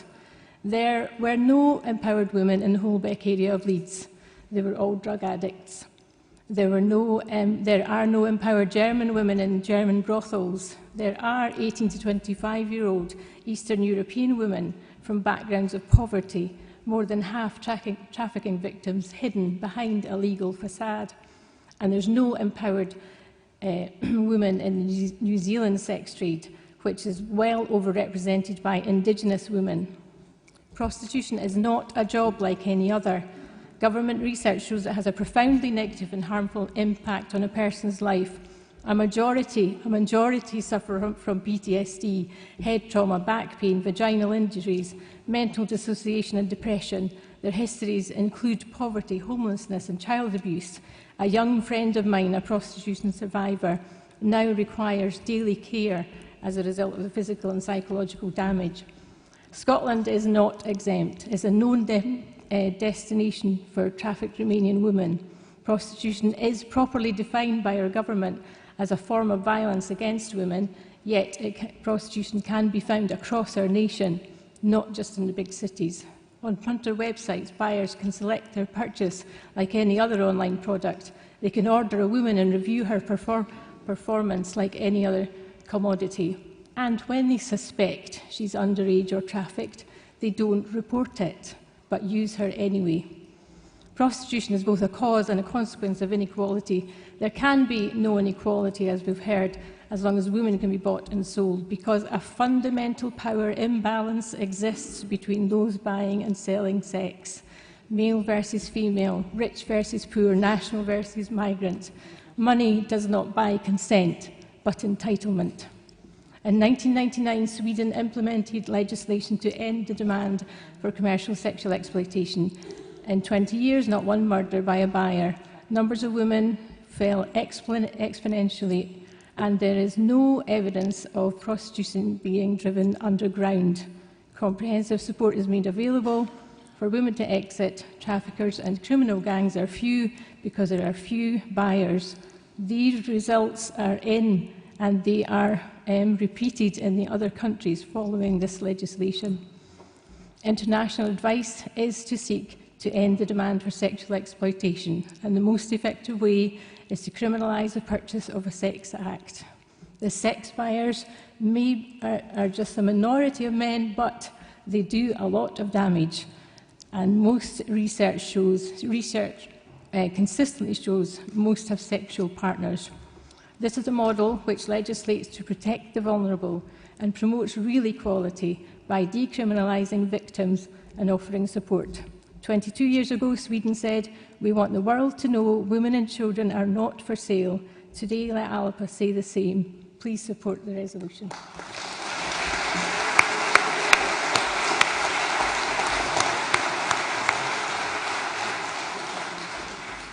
And to sum up, I'd like to invite back to the stage Diane Martin. Diane.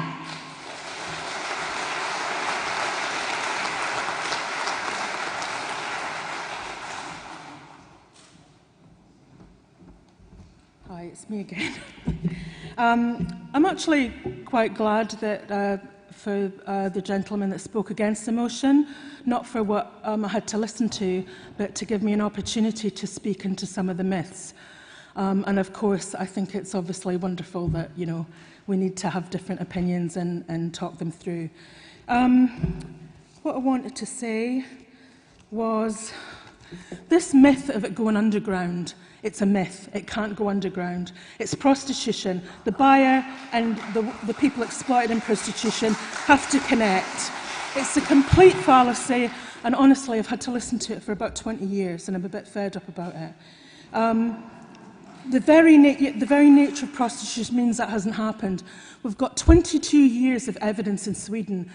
The countries that have instituted what's called the Nordic model, and what we're calling for a model for Scotland, is that those selling sex are fully decriminalised. Those purchasing sex are criminalised, and so are pimping websites. They've got over 22 years of evidence, and the countries that have adopted it, look at it got adopted because they had a really strong foundation of equality between women and men.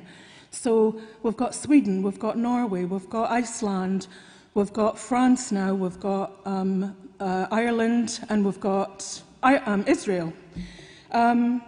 Consent, sorry, I've not got my neat notes, I've got my angry scribbling. Consent cannot be for sale. I'm not even going to talk about that because that's just self-evident to me. It was compared to other employment, maybe in the service industry, and that just makes me absolutely furious. If you're a hairdresser, giving someone a blow-dry is not the same as giving complete strangers a blowjob and having strangers' penises shoved in your mouth. Sorry. If you're a cleaner, you might have to clean the toilet. In prostitution, you are the toilet. Germany is known as the brothel of Europe. They have mega brothels. I can't remember, my friend Sandra, who's in Germany, was telling me, it's like millions of sex purchases a day. They have these mega brothels of floors and floors and floors. Hardly any of the women in there speak German. One of the things, I saw a documentary on it once, what they did have to do, and I'm sorry this isn't palatable, but you know, I've tried to be polite before, they have to use numbing cream on their vaginas. Now think about if your daughters, your sisters, your mums, your sons, people that you love, if you want this as an empowering career choice for them, then I can't say anything to that either. Germany and Holland, and I know because I've been privy to some behind-the-scenes and private conversations, they're rethinking what's going on because they've seen it as an unmitigated disaster that has caused incredible harm to people. Women and girls that are in prostitution, their mortality rate is 12 to 14 times higher than women who aren't. I'll probably leave it there. Probably best leave it there. But, you know, please use your hearts and your minds. And if this is not something that you'd want anyone in your family to be subjected to, then please support the motion. And thank you very much. Thank you.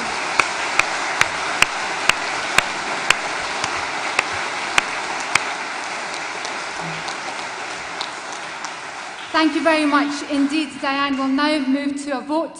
First on against the motion. Yes. No, in favour of the motion first. Yes. All those... Because you chose... It wasn't a remit back, it was an against. Thank you very much, National General Secretary. All those in favour of the motion against the motion, yes, please raise their cards. All those against the motion, raise their cards. See one. Forgive me. Trust me to get this one wrong. All those in favour of the motion, please raise their cards. I think we can say that motion number 10, a Scottish model of legislation for prostitution, has been passed overwhelmingly.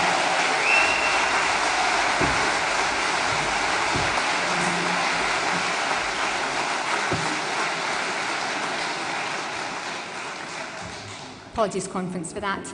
Now moving on to motion number 11, supporting the Scottish wool industry, to be proposed by Joe Watson and seconded by Josh Robertson. Joe Watson, please.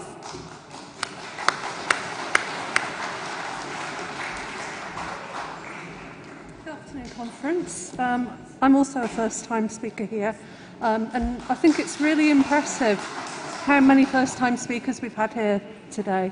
It just says a lot about the direction of the party. I want to talk to you about this stuff, Scottish wool. The reason that I submitted this motion with Day originally was because on the 3rd of August, a lovely lady, a crofter on Sky, tweeted that she was very, very upset because she had received £5.22 for 215 kilos of wool from the British Wool Marketing Board. To me, that basically demonstrates that the system is broken. This is what Day's got to say about it. Throughout past centuries, many nations, including Scotland, clothed their population and grew their wealth on wool and textiles, traded them across European countries for other goods. When wool was king and valued, a year's farm's tenancy could be paid from a year's wool clip. Whole new industries grew from this amazing climate-friendly primary product on which so many secondary products in everyday use today rely. How many in the audience are aware that lanolin, which is a byproduct of wool and used in a million diverse products from the humble biro pen to high-value cosmetics and lubricants? Currently, the leading commercial marine lubricant is a product called Lanacoat. Therefore, it's very environmentally friendly. Scotland and Wales have the largest number of sheep in Europe. Yet presently, we sit in ignorance of the existing and potential opportunities from wool, whether employment or mitigating the damage brought about from our prolific use of oil-based chemicals produced by products clogging up our oceans and waterways. In the borders, our knitwear and textile industries, once global leaders, have been eroded and nearly decimated. In fact, there's only one traditional weaver left in Scotland, and that's my friend Robin Elliott. Those clinging on with skills left must be protected and preserved. Our border railways had to be hard fought for as unionists fought to prevent any recovery in the region. If we are to protect our high-quality, climate-friendly wool and its secondary products, then we must take back control of the whole production cycle. Wool is a natural product. Wool byproducts are natural. The cycle of wool, from soil to grass, to sheep, to annual clip, to secondary products, and back to soil again, surely ensures its place as king once more, and is essential to Scotland's economy in the future as our food and drink industry is now. Let's get behind a new partnership between the wool farmers and crofters, textile producers, designers and government bodies to boost the potential of this presently unexploited asset, Scottish wool. I call upon ALAPA and its members for immediate action. This is not just about farmers getting a fair price. This is about Scotland leading the way in a practical manner to mitigate climate change using the unused assets that we have here already. Whether for home insulation, tree guards, packaging, the uses of wool are far too many to list here. We all, sitting here today, have an opportunity to spend a few minutes Googling wool and lanolin to discover a whole new land of opportunities for our economy while addressing climate change. Thank you, Conference. Thank you very much indeed, Joe. Now I have two speakers both seconding the motion. I'll hear both speakers. I just need to know who's seconding and who is going to be speaking. I think Day Tucker, you will be seconding the motion if I'm correct, and then Josh Roberts will be speaking to the motion. Day Tucker, welcome to the stage. Thank you, Day. Good afternoon, everybody. Yes, I'm a sheep farmer, and my wool is being wasted. It takes us hours of sweat to clip the wool from the sheep, then to roll it tightly and neatly and make sure that it's clean, and put it in bags, and then heave the bags over, and then get these bags into a pile before my local merchant comes along and he picks it up and he takes it down to the depot. There's an enormous amount of local employment required in order to get the wool to this stage before it even reaches Bradford at the wool board. And then they go through another process and they start to grade it, and they tell you whether it's this grade or that grade and how little or how much you will get for it. And then it goes on to, wait for it, the global marketplace. Well, we all know what's going on there, don't we? The global marketplace, where you get shocks from the government in Westminster who put sanctions on Russia. So they don't get the wool, they won't pay for our wool because it's a tit-for-tat thing. Then there's the weather, and there's all sorts of other global shocks that affect the price. But presently, the wool is at such a low ebb that our farmers are burning it.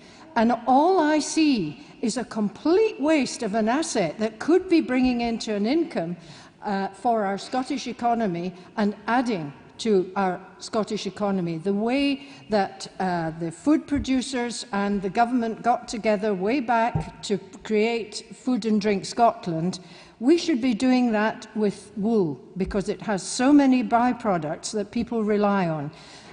The lanolin was mentioned, the product. That is used on ships' propellers.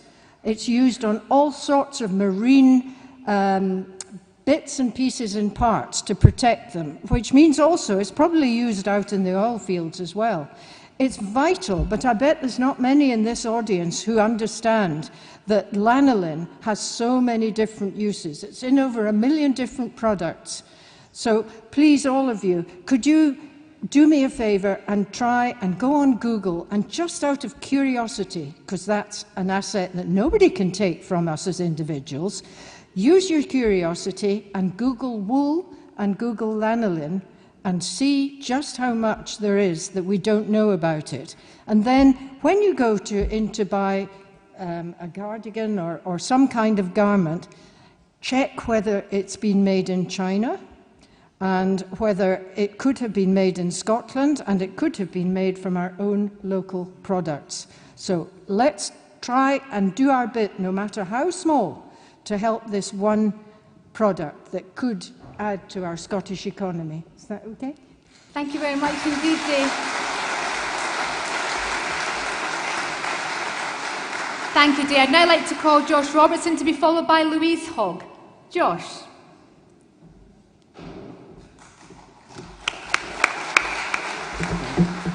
I'm not going to speak any more eloquently than the previous speaker there, so I'll keep this very brief. Conference. Do we trust the UK Government and Boris Johnson to support Scottish industry after Brexit? No. Therefore, let's bring it back to Scotland. Let's support our farmers. Let's support our Scottish industry. Please support the motion. Thank you.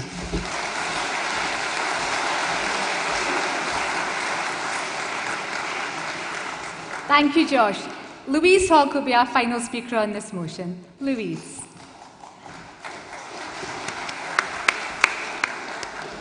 Hello, I've never spoken to conference before, and I wasn't planning to hear. This is a motion that's of great interest to me. I live in the Borders. I live about 200 yards from the Scottish marketing, well, the British rather, marketing wool board, but their Scottish depot. And I live in a town which at one time had 20 spinning and weaving woolen mills. 6 miles from a town that had another 15 mills. And now, if you're a small-scale producer of wool in this country and you want it processed, that means sending it to Halifax. That isn't even in this country. And that's what you have to do. I was shocked at that. There is nowhere that will do small-scale production actually even in Scotland. You've got to send it out of Scotland to even get it spun. If you're going to have your own flock of sheep and you want to sell it for hand knitters, that's where it's got to go. It's got to leave Scotland just to get that far. And that's the situation we're in. Secondly, that's mentioned here, the lack of processing mills. And another issue is that there's so many people who have this attitude to wool of merino's the best. We don't have the climate for keeping merino sheep. It simply doesn't work. They've tried crossbreeds. It doesn't really work. They do well in New Zealand and Australia. They don't do well in Scotland. And so people go, well, we want merino. We want it imported halfway around the world if we're going to use wool. Now, you don't take that attitude to wood. You don't say, if it's not mahogany, I'm not having wooden furniture. You're happy with wood, with oak, with beech, with, And it's the same with our wool. People forget that we've got a very good natural product. It's not all what you'll get off a rough fell sheep. Blueface Leicester, Border Leicester, even all the Cheviots and so on, they're crossbreed to have good wool. And I think that's another thing we could do with raising awareness of, which a Scottish wool marketing rather than British wool marketing body would do. I call on you all to support this motion. Thank you.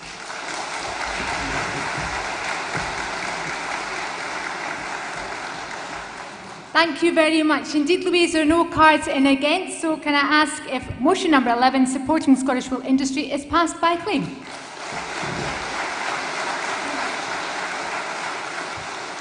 Thank you, Conference. We now move to an emergency resolution which we received in the name of Kevin Shaw, which is a resolution which you'll see hopefully behind me on the screen momentarily, on the decision to ban protest outside the Scots Parliament.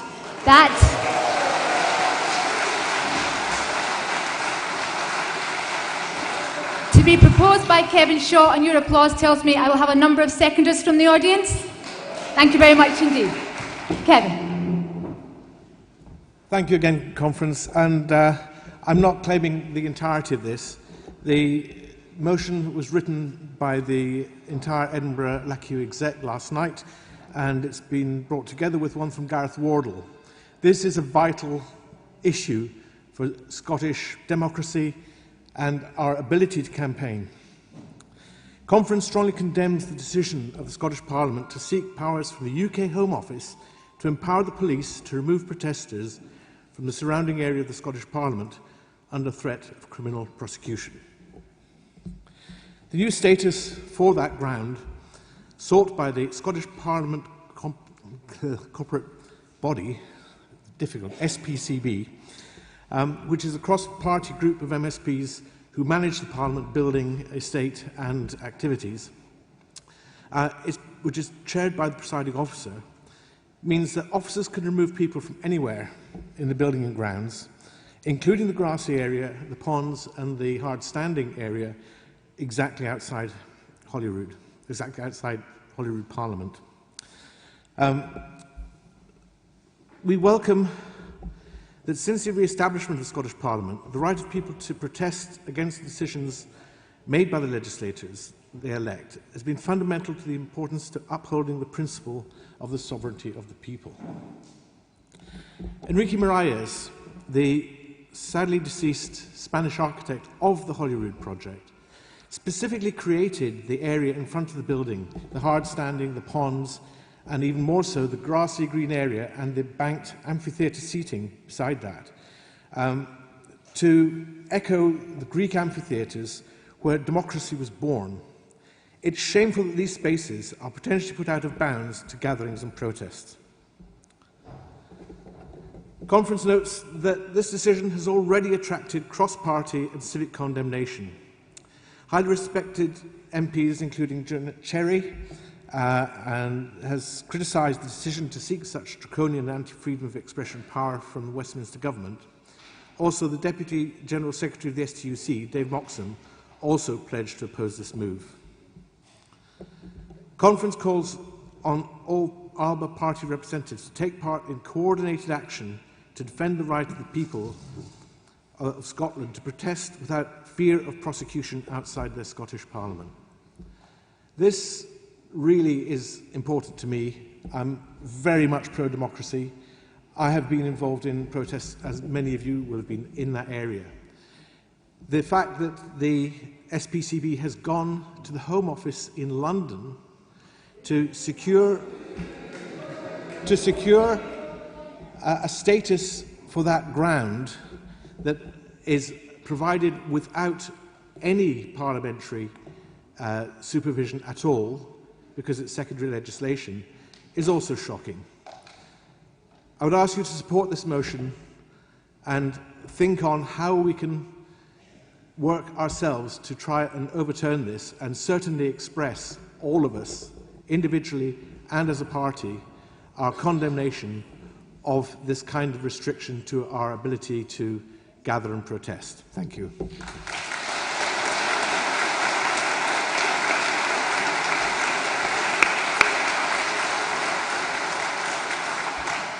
Thank you, Kevin. I'd now like to call Dave Llewellyn to speak in favour of the emergency motion. Dave Llewellyn.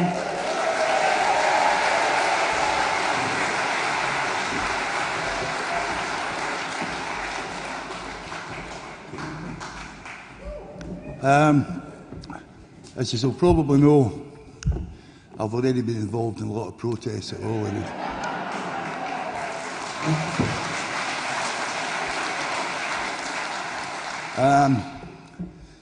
3.5 years ago, on the 23rd of March, we held something called Hands Off Our Parliament.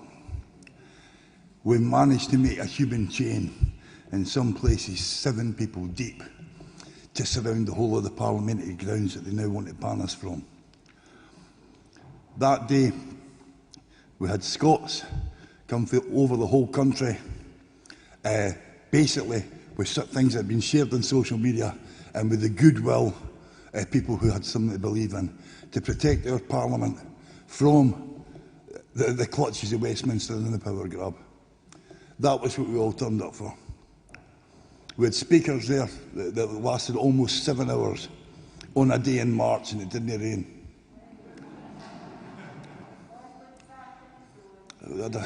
There's quite a few folk in here who are at it. But as I say, that kind of thing is now going to be banned because the enemy that we were protecting against isn't the real enemy. The real enemy is inside it and it needs to be taken care of. I support the motion.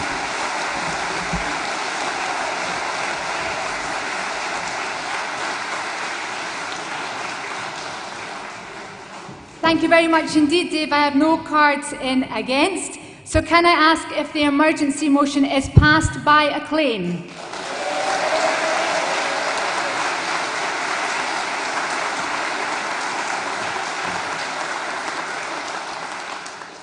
Thank you, Conference. It seems particularly apt off the back of that last emergency resolution which we passed by acclaim for me to invite a very special guest to speak to us this afternoon. Please join me in welcoming to the stage Mrs. Nadira Murray.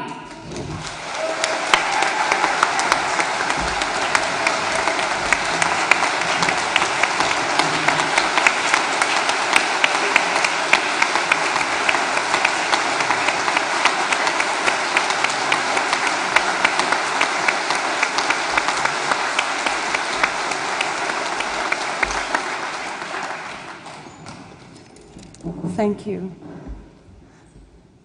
It's an honor to be here. I had intended to speak in person, but have been unavoidably detained. It is really not very pleasant to be locked in a small cell for over 22 hours a day. However, I have this consolation. However many months they keep me in here, I am most unlikely to miss any progress on the SNP's 11-point plan for independence.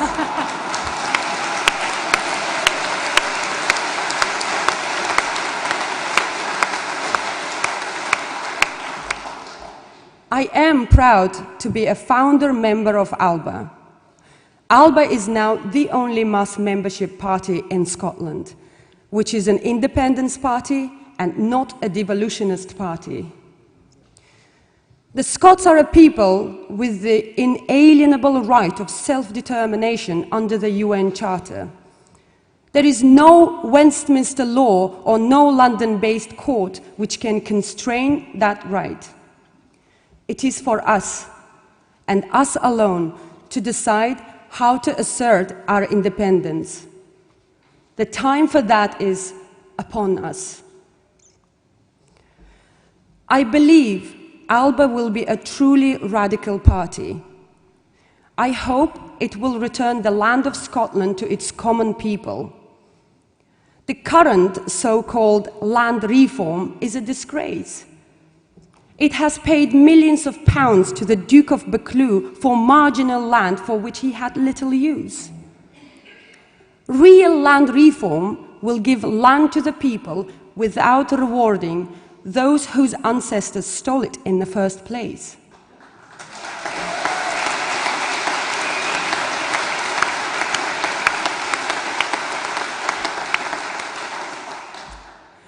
Now, we do not all agree on everything. I have a very different view to most ALBA members on how to reconcile the social trend away from binary and rigid gender distinctions with protection of women's rights. But if any two people agree on absolutely everything, one of them is not thinking. Good and well-motivated people may sincerely hold different policy views. The very notions of respect for dissident opinion and freedom of speech are under sustained attack. No member of any political party should face insult, abuse, and threats for holding a position different to the leader. That the SNP has forgotten this is what brings most of you here.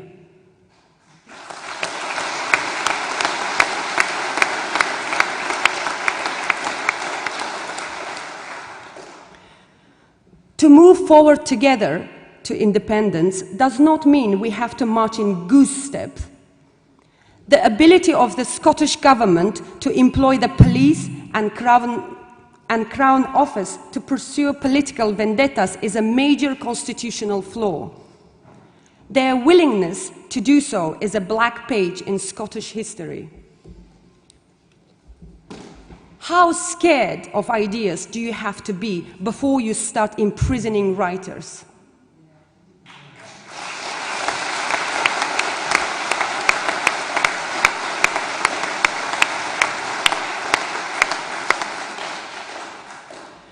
My being here is not a demonstration of the strength of the Scottish establishment.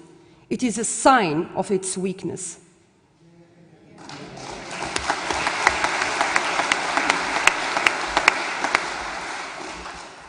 ALBA needs to be not just a breath of fresh air, but a strong blast. The attempt to hijack popular support for independence to quite other ends will be blown away. It is for us to take the banner of national freedom for Scotland's people. We shall not fail.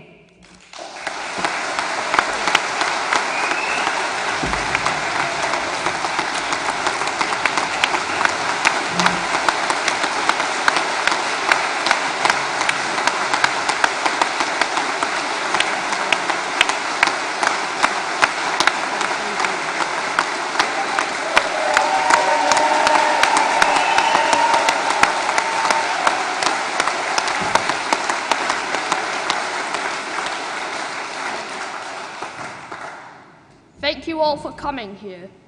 Thank you. Thank you.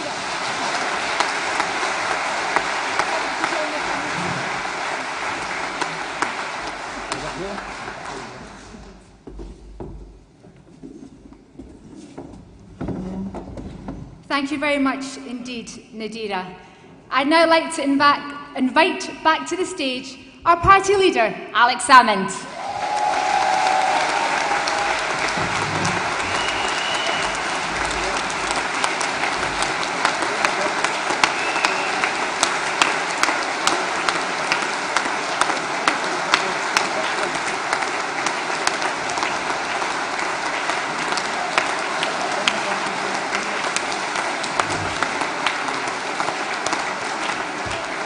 I knew it was all going too well. Somebody's not read the cue sheet. He'll be with us shortly. Here we go again.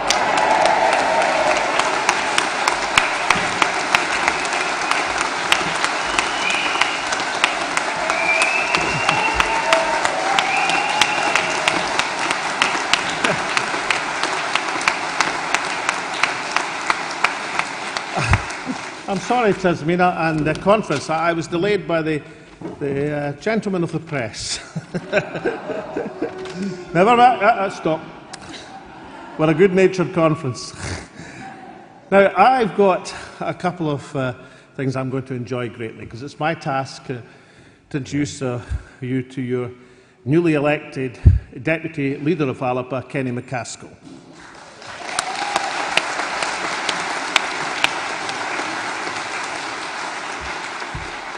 But first, and I really enjoy the prospect of keeping Kenny waiting a little,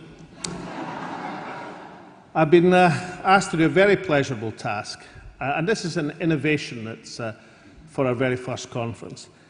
I've been asked to propose to conference our first 2 honorary life memberships of ALAPA.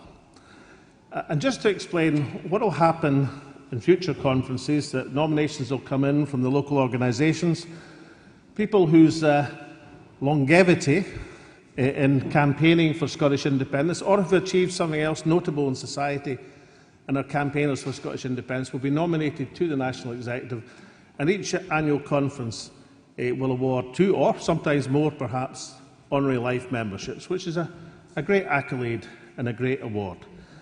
Now, the first one I've got to award today is a very dear friend and somebody I've admired greatly. You know, many of us, all of us, I think, would like to think that we could achieve one great thing in our lives, one enormous thing. And this person, I mean, he's been an actor, a producer, a campaigner, an educationalist.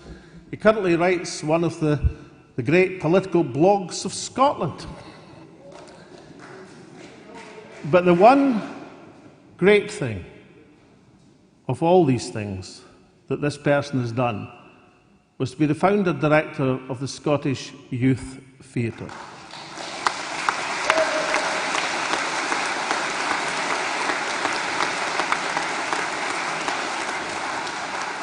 An organisation and innovation which has transformed the life chances of tens of thousands of youngsters over the last few decades, and which I was proud to support as First Minister. So for our very first honorary life member of ALAPA, can I ask you to welcome Mr. Gareth Wardell, better known as Grousebeater.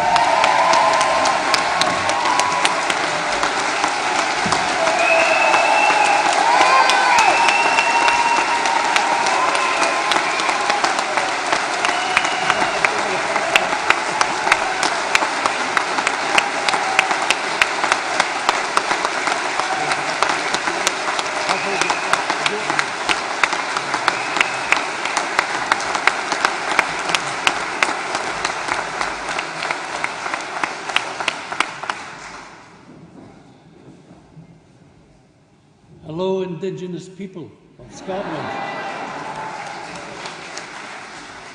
Who would have guessed the SNP would nominate themselves the first national people of Scotland? I am delighted to be here and be given this honour. As I came in the building, 2 women greeted me who recognised me, even with a mask on, and one of them threw her arms around me and started to weep. This is a really friendly party.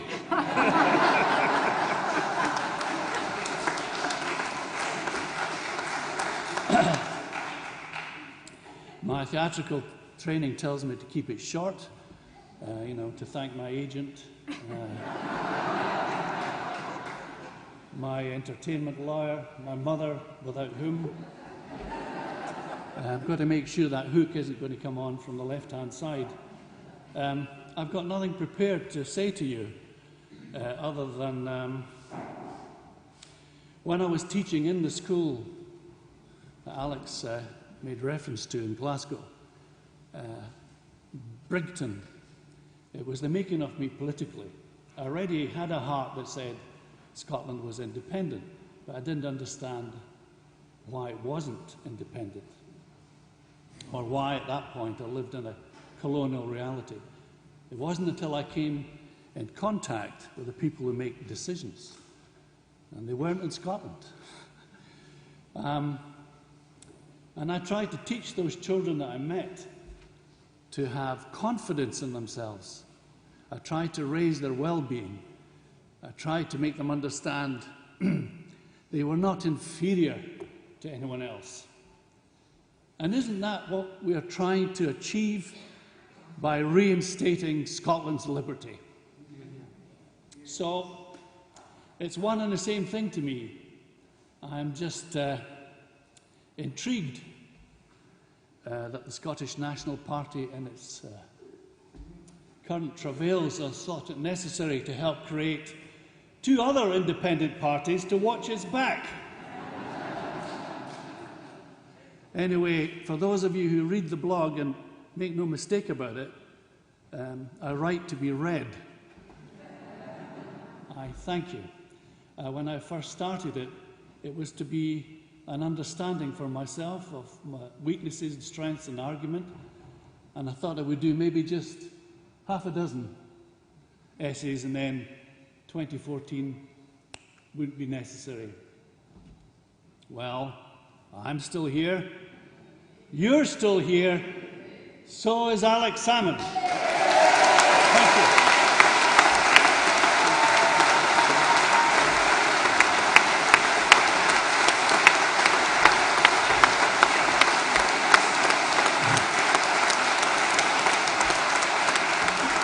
Now, I take it that acclamation means you accept Gareth as an honorary life member.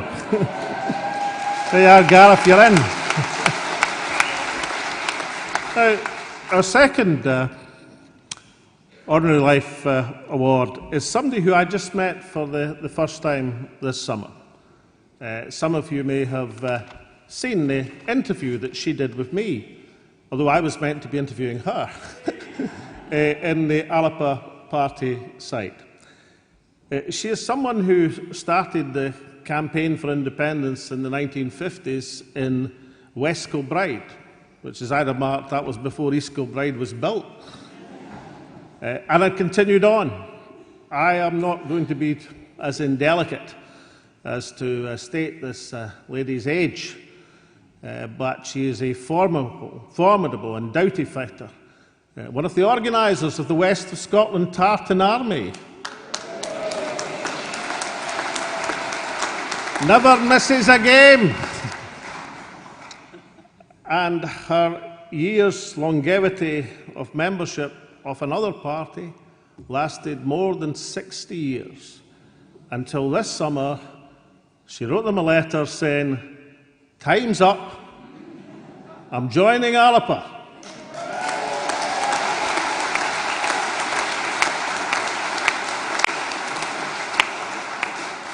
Ladies and gentlemen, can I award the second honorary life membership of Alapa to a remarkable lady, Mrs. Moira Brown.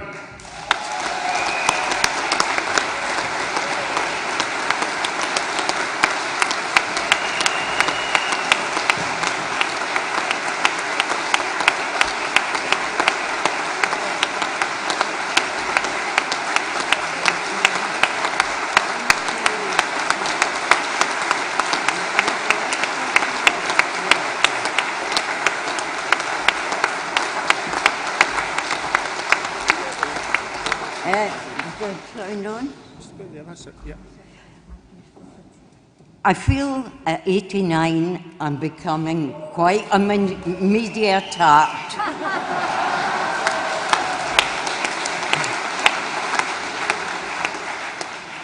Now, one of the things you can tell right away, I haven't prepared a thing because this was kept from me.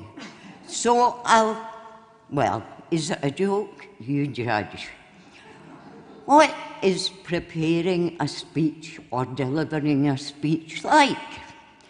Well, it's kind of talking to a wall that's leaning away from you. Leaning towards you, sorry, old age. Or kissing a guy who's leaning away from you. Very, very difficult. Right, I don't talk much, but I love to talk. You know, blather. Right. My interest in politics and my verve has been reignited by the thought of Alec leading new people, young and old, because that's the only way we'll get something done.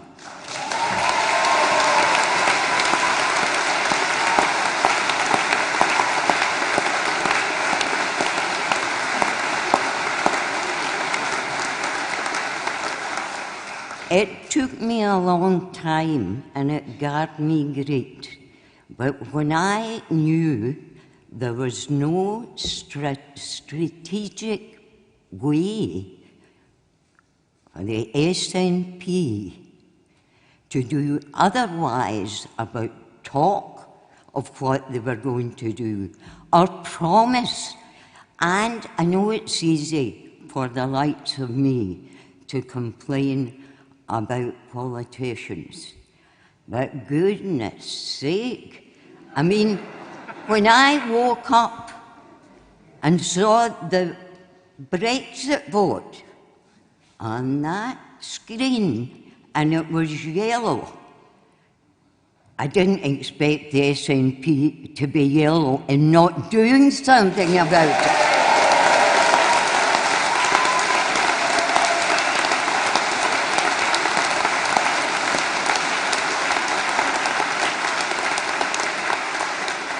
So lovely to be one of Alpha. And let's go forward in whatever way we can, talking about what Alpha do and what Mr. Salmond and Mr. McCaskill, Alex Salmond and Kenny,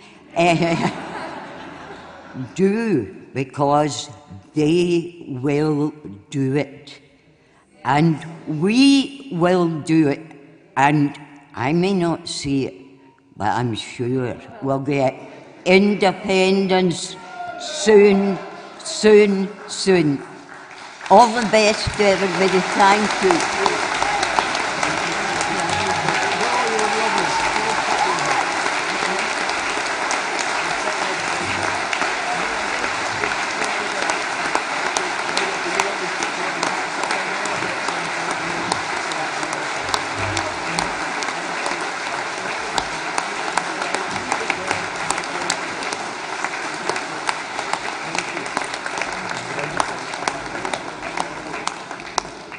Now, the sharp eyes among you will spot the number 6,000, because Moira was our 6,000th member.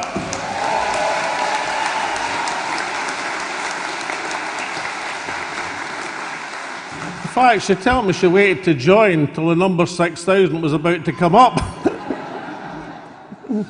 Anyway, delegates, I now have the very pleasurable task of introducing your Deputy Leader to speak. Now, obviously, I've known Kenny a few years, and I know lots and lots of stories about Mr. McCaskill. But I still think one of the best is, I want to take you back to 1999. We were just into the Scottish Parliament on the Mound. We're settling down as the opposition. You know, we'd elected mayor, MSPs, and that day in 1999, and the SNP had in their entire history, and we thought, we'll just be set fair, settling as the opposition. And then my shadow Justice Secretary ran into a spot of bother with the police at Wembley. So I came into my office on the Tuesday and said, look, Alec, I think I might have to resign. And I said, what are you talking about? He says, well, there's a huge pile-on, huge pile-on. I said, never mind. I mean, you never did anything. You never even got charged. Never mind anything else. One of these things, we'll write it out. So that was agreed. So I went to take my appointed place in the Parliament, and Kenny had asked to make a personal statement. And I thought, what was coming? So he gets up to make his personal statement to the Parliament, and he does it as follows. He said, I hereby resign. And I'm going, oh no. Long, pregnant pause. As the convener of the Edinburgh Tartan Army bus.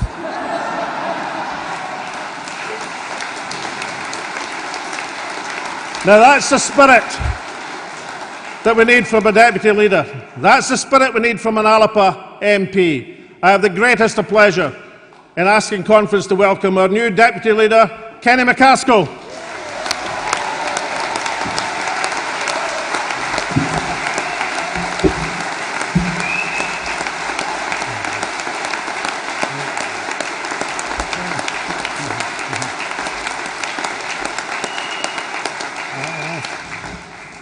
Thank you, Alec. I'm minded of a quote that I once got from a cardinal that you and I knew and were fond of. Every saint has a past, every sinner has a future.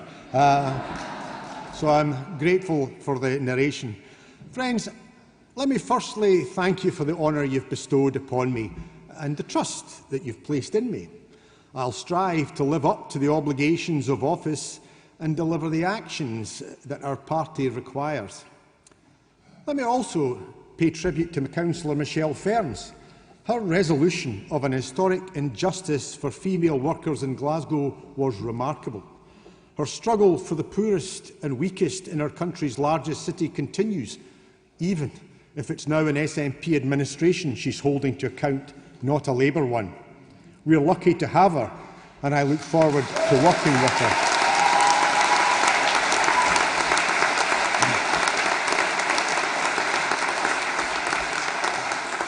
My thanks also go to my parliamentary colleague Neil Hanvey, winning an election against the odds, and for whom independence is a calling, not a career. Now in Parliament, whether on cronyism in COVID contracts or having a charlatan as a PM, he's making the Tories squirm, and I'm honoured to serve beside him. Now, I know progress has seemed slow in getting to where we are today. It's never easy to establish a party, and that's compounded when there's a pandemic and restrictions. But I can assure you, many have been working hard, often facing obstructions from the Scottish and UK establishments. There's still lots to be done, and I and others in office will spare no efforts in achieving that. It will be done. It just takes time. We're getting there. Please bear with us. But let's celebrate what we've achieved already. We're Scotland's fourth largest party with over 6,000 members and rising on a daily basis, as we've seen earlier, with 2 MPs and over a score of councillors. We didn't get the result we wanted in May. Others have to answer why. When Scotland's situation is so critical and the plight of Scots so perilous, they preferred to see unionist MSPs returned rather than those committed to independence.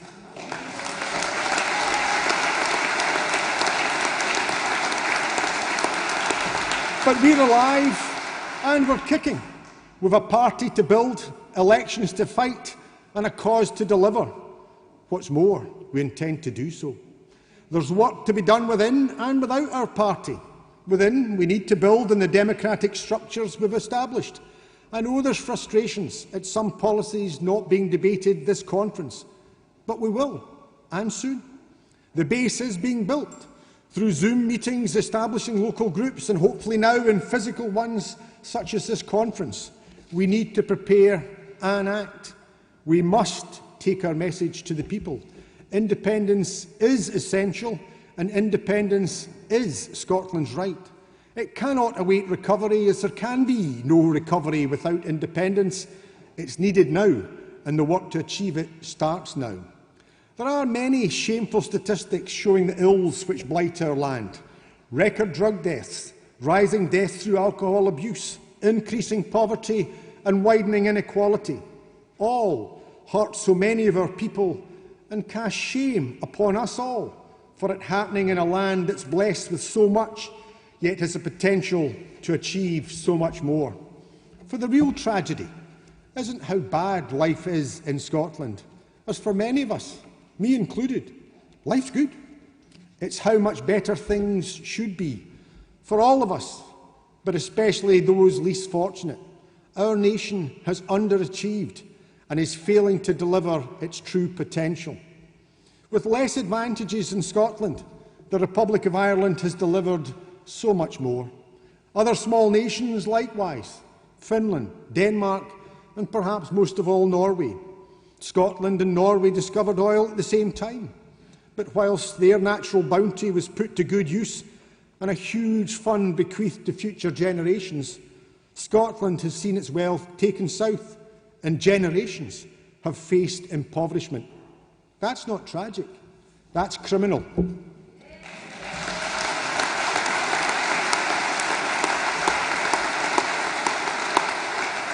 Thankfully, throughout its history, from 1320 through the struggles of the 1820 martyrs and other radicals, there have been those who fought for our nation's independence and the democratic rights of our people. Those struggles resulted in the restoration of our Parliament, albeit a devolved one in 1999, to the referendum on independence in 2014. Many, if not all of you, were participants in those historic events. They didn't come easy, nor did they come without a struggle. It was a long and hard road, but we'll do it again as we must.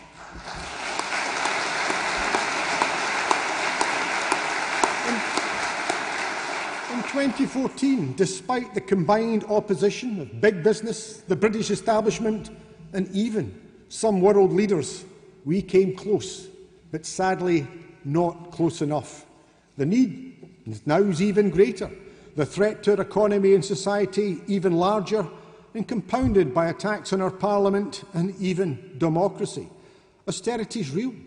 Privatisation of the NHS is happening, and a power grab's ongoing. That's why mobilising for independence is essential. Delays unacceptable.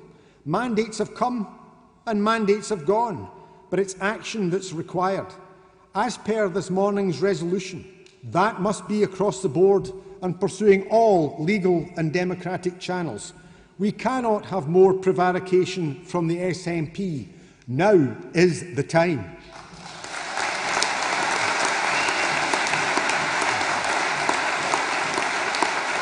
And the reason? It's not simply the threat we face, but the opportunity that exists. The British state has never been weaker. A Tory government has never been more odious, nor a Labour Party more supine. Yet despite that, the SNP has sought to entrench power for themselves rather than delivering independence for our nation, bringing in legislation that's harmful and presiding over actions which are shameful. From the attack on women's rights to the jailing of a journalist, actions have occurred which I never thought I'd see in Scotland.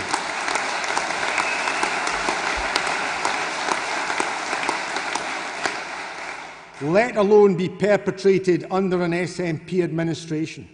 A party I was once proud to be a member of, but which now acts in an authoritarian and undemocratic manner towards the people, never mind its members.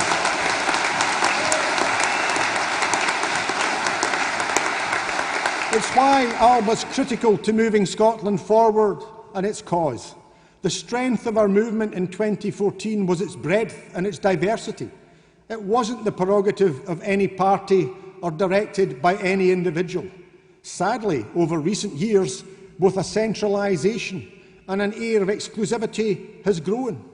Elected members are important, but just as important are the rank and file. That's wrong and it's damaging to our cause. Alba won't act in such a shameful and self-serving way. Whilst the Greens and SNP have been engaging in a coalition to benefit politicians, Alba has been building alliances with other independence parties and groups. We'll work with all democratic organisations who pursue our common cause, and will respect those who march as much as those who travel in a ministerial limo.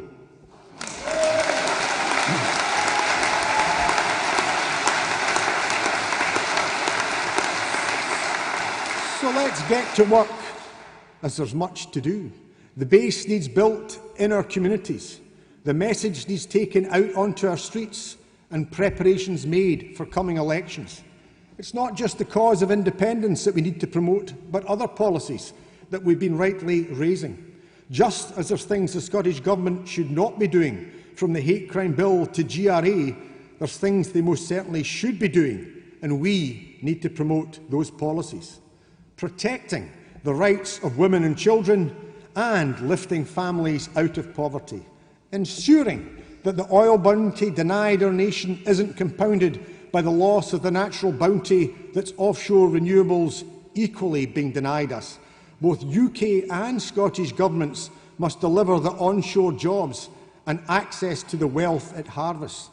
Child poverty needs tackled, and as we called for in the election, the child payment must be quadrupled. Island and mainland communities need a ferry service that operates, and a yard not far from here has the skills to do so.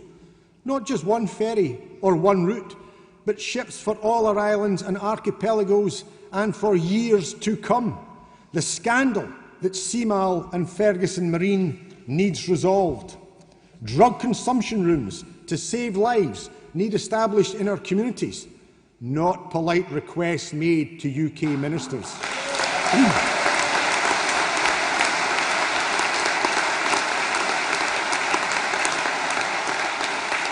Minimum unit price needs increased to tackle alcohol-related deaths, not smug self-satisfaction about a policy that's correct in principle but misapplied in practice.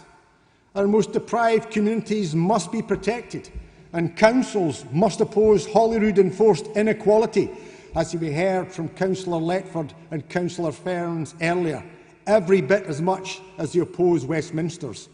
And as we gather on the shores of the Clyde, nuclear weapons must be removed from our land.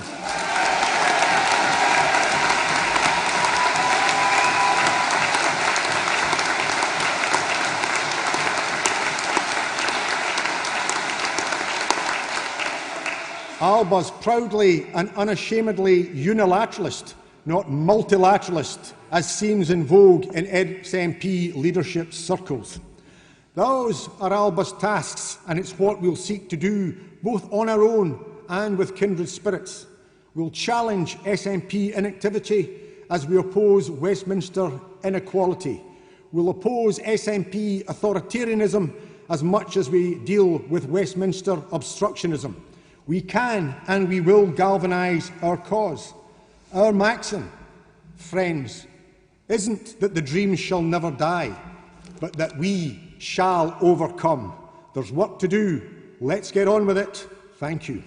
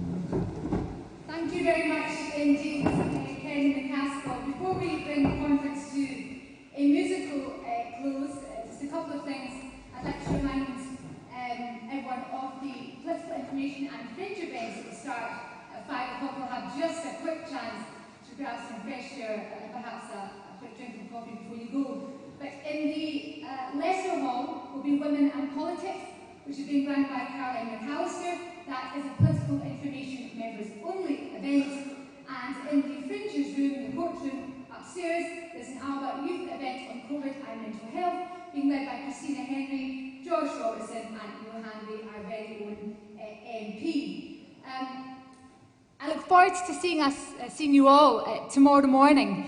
I think we've had, I hope you would agree, a great day of debate. I hope it's been enjoyable. I hope you've enjoyed meeting each other.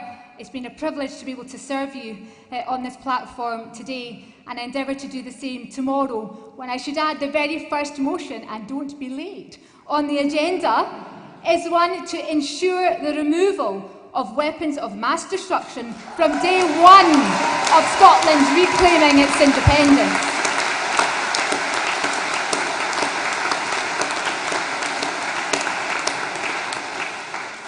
As Conference Chair, I expect your attendance in the morning.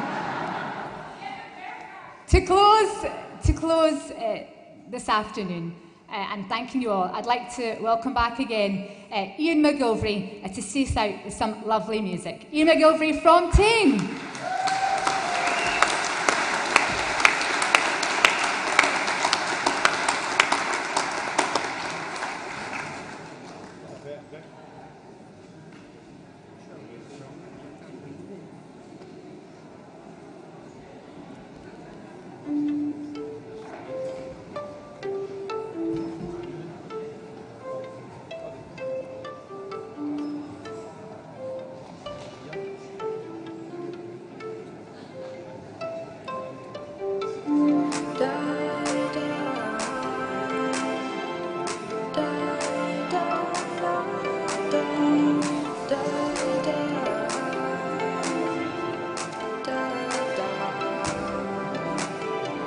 Darling.